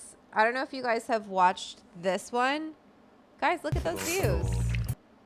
Look at 136,000. I love it. Bon Appetit was on Munchies, so you're right. Jackie, what did Jackie say? Eddie the Mod Cop is the best. So is Mod Cop Winslow. That's right. Oil cops are here. Peanut oil is great for the fryer. It's true. Everything is bad for you is the comment I agree with the most. Everything is fucking bad for you. Okay? I shouldn't smoke this. Right? That's not good for me. I shouldn't eat these. I'm going to fucking eat these. I'm going to eat, I ate a cookie. I drank whole milk. I ate fucking ramen. And I did yoga today. I try to eat some vegetables, eat some fruit, drink water, move my body. That to me is more so than like kind of obsessing about seed oils and all of this shit. Do you exercise? Do you move your body? And that was the best message that Michelle Obama had. Just move. Let's get people moving. You want to deal with the health crisis in our country? Get people moving. It makes you want to eat better. You know, and again, who the fuck has time to do that? People don't have time to do that all the time. You know, you work 2 jobs. You're like, I don't want to exercise. I don't want to exercise with one job, let alone 2 jobs. So, but anyway, can you fry a Mars bar on one? Yes, we can do that. You're getting radioactivity now by streaming. Oh my God. You have no idea, I'm sure. Yeah. In Scotland, they fry Mars bars. I would do that. I would totally do that. Everything in moderation. That's right. An upcoming junior mod Ricky is cool too. You're funny. I don't know if we can do junior mods. But anyway, this one did really well. I was really happy to see that. I thought this comment was hilarious from this woman. Bless her for staying awake and coherent long enough to complete this documentary. She's funny. Anyways, I was very happy about that. We still have to decide what we're doing for, let me go back here. We still have to decide, whoa, the chat is scrolling because it's trying to catch up because I went back to the old screen. There we go. Michelle Obama did good with the lunch program. Yeah. They're getting rid of everything like that. So it's really sad. Sad times right now. Very sad times. Although, you know, we did hear some good things like Tesla's full self-driving doesn't work. And Tesla's fourth quarter results miss estimates as automotive revenue drops 8%. So that's good. Love to hear it. We love it. Well, everybody, I ate a cookie. I smoked some weed. We looked at seed oils. You all know how I feel about it. We talked about my cookbook a little bit. No soup for you. Vanessa, did you watch this? Did I watch what? It's the dude on the petrochemical diet. I don't know what you're talking about.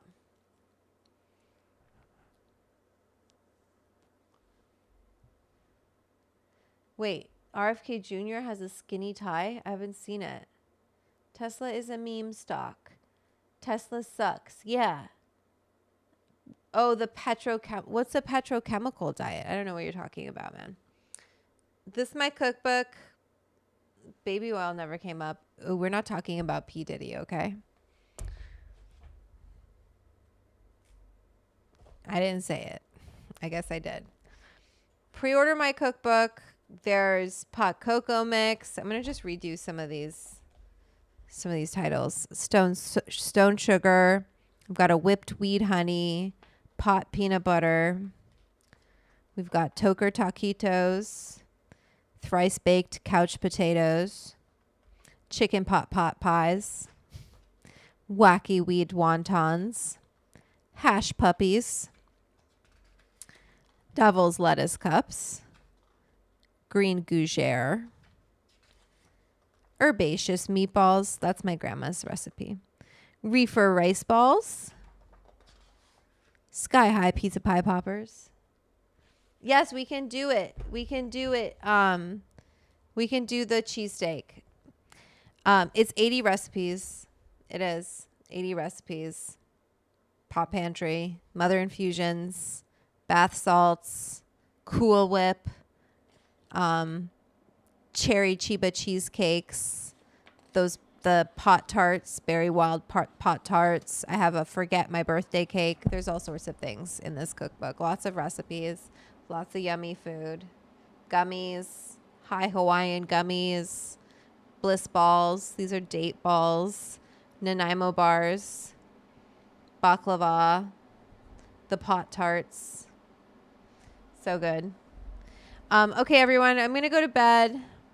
Pascal Kupal, when they retire old olive trees, they send them to be ornamental in Japan. Imagine the tree confusion. I don't know what that means. I'm going to run these credits. Let me just give you this cookbook one more time and the Patreon, because that is really like the best way to support me. I love you guys because you guys are awesome. I'm glad you like, oops, I just put V. I'm glad you like the back cover. It's pretty rad, right? Cute little photo of me. Okay. And let me do the Patreon really quickly. If you haven't joined my Patreon, this is where my group chat is. If you want to share links, if you want to do anything in here, you know, you can do it there. I'm going to do this. We updated the credits, so be ready for your name. These are all my patrons. I love you. I love you guys. I'll see you in the group chat. I'll see you on Saturday. We're doing one of these sandwiches, maybe two. We'll see. And thank you everybody for the super chat. I hope you have a good night. I hope everyone had a good time, and we all shared our opinions, and we had a good time.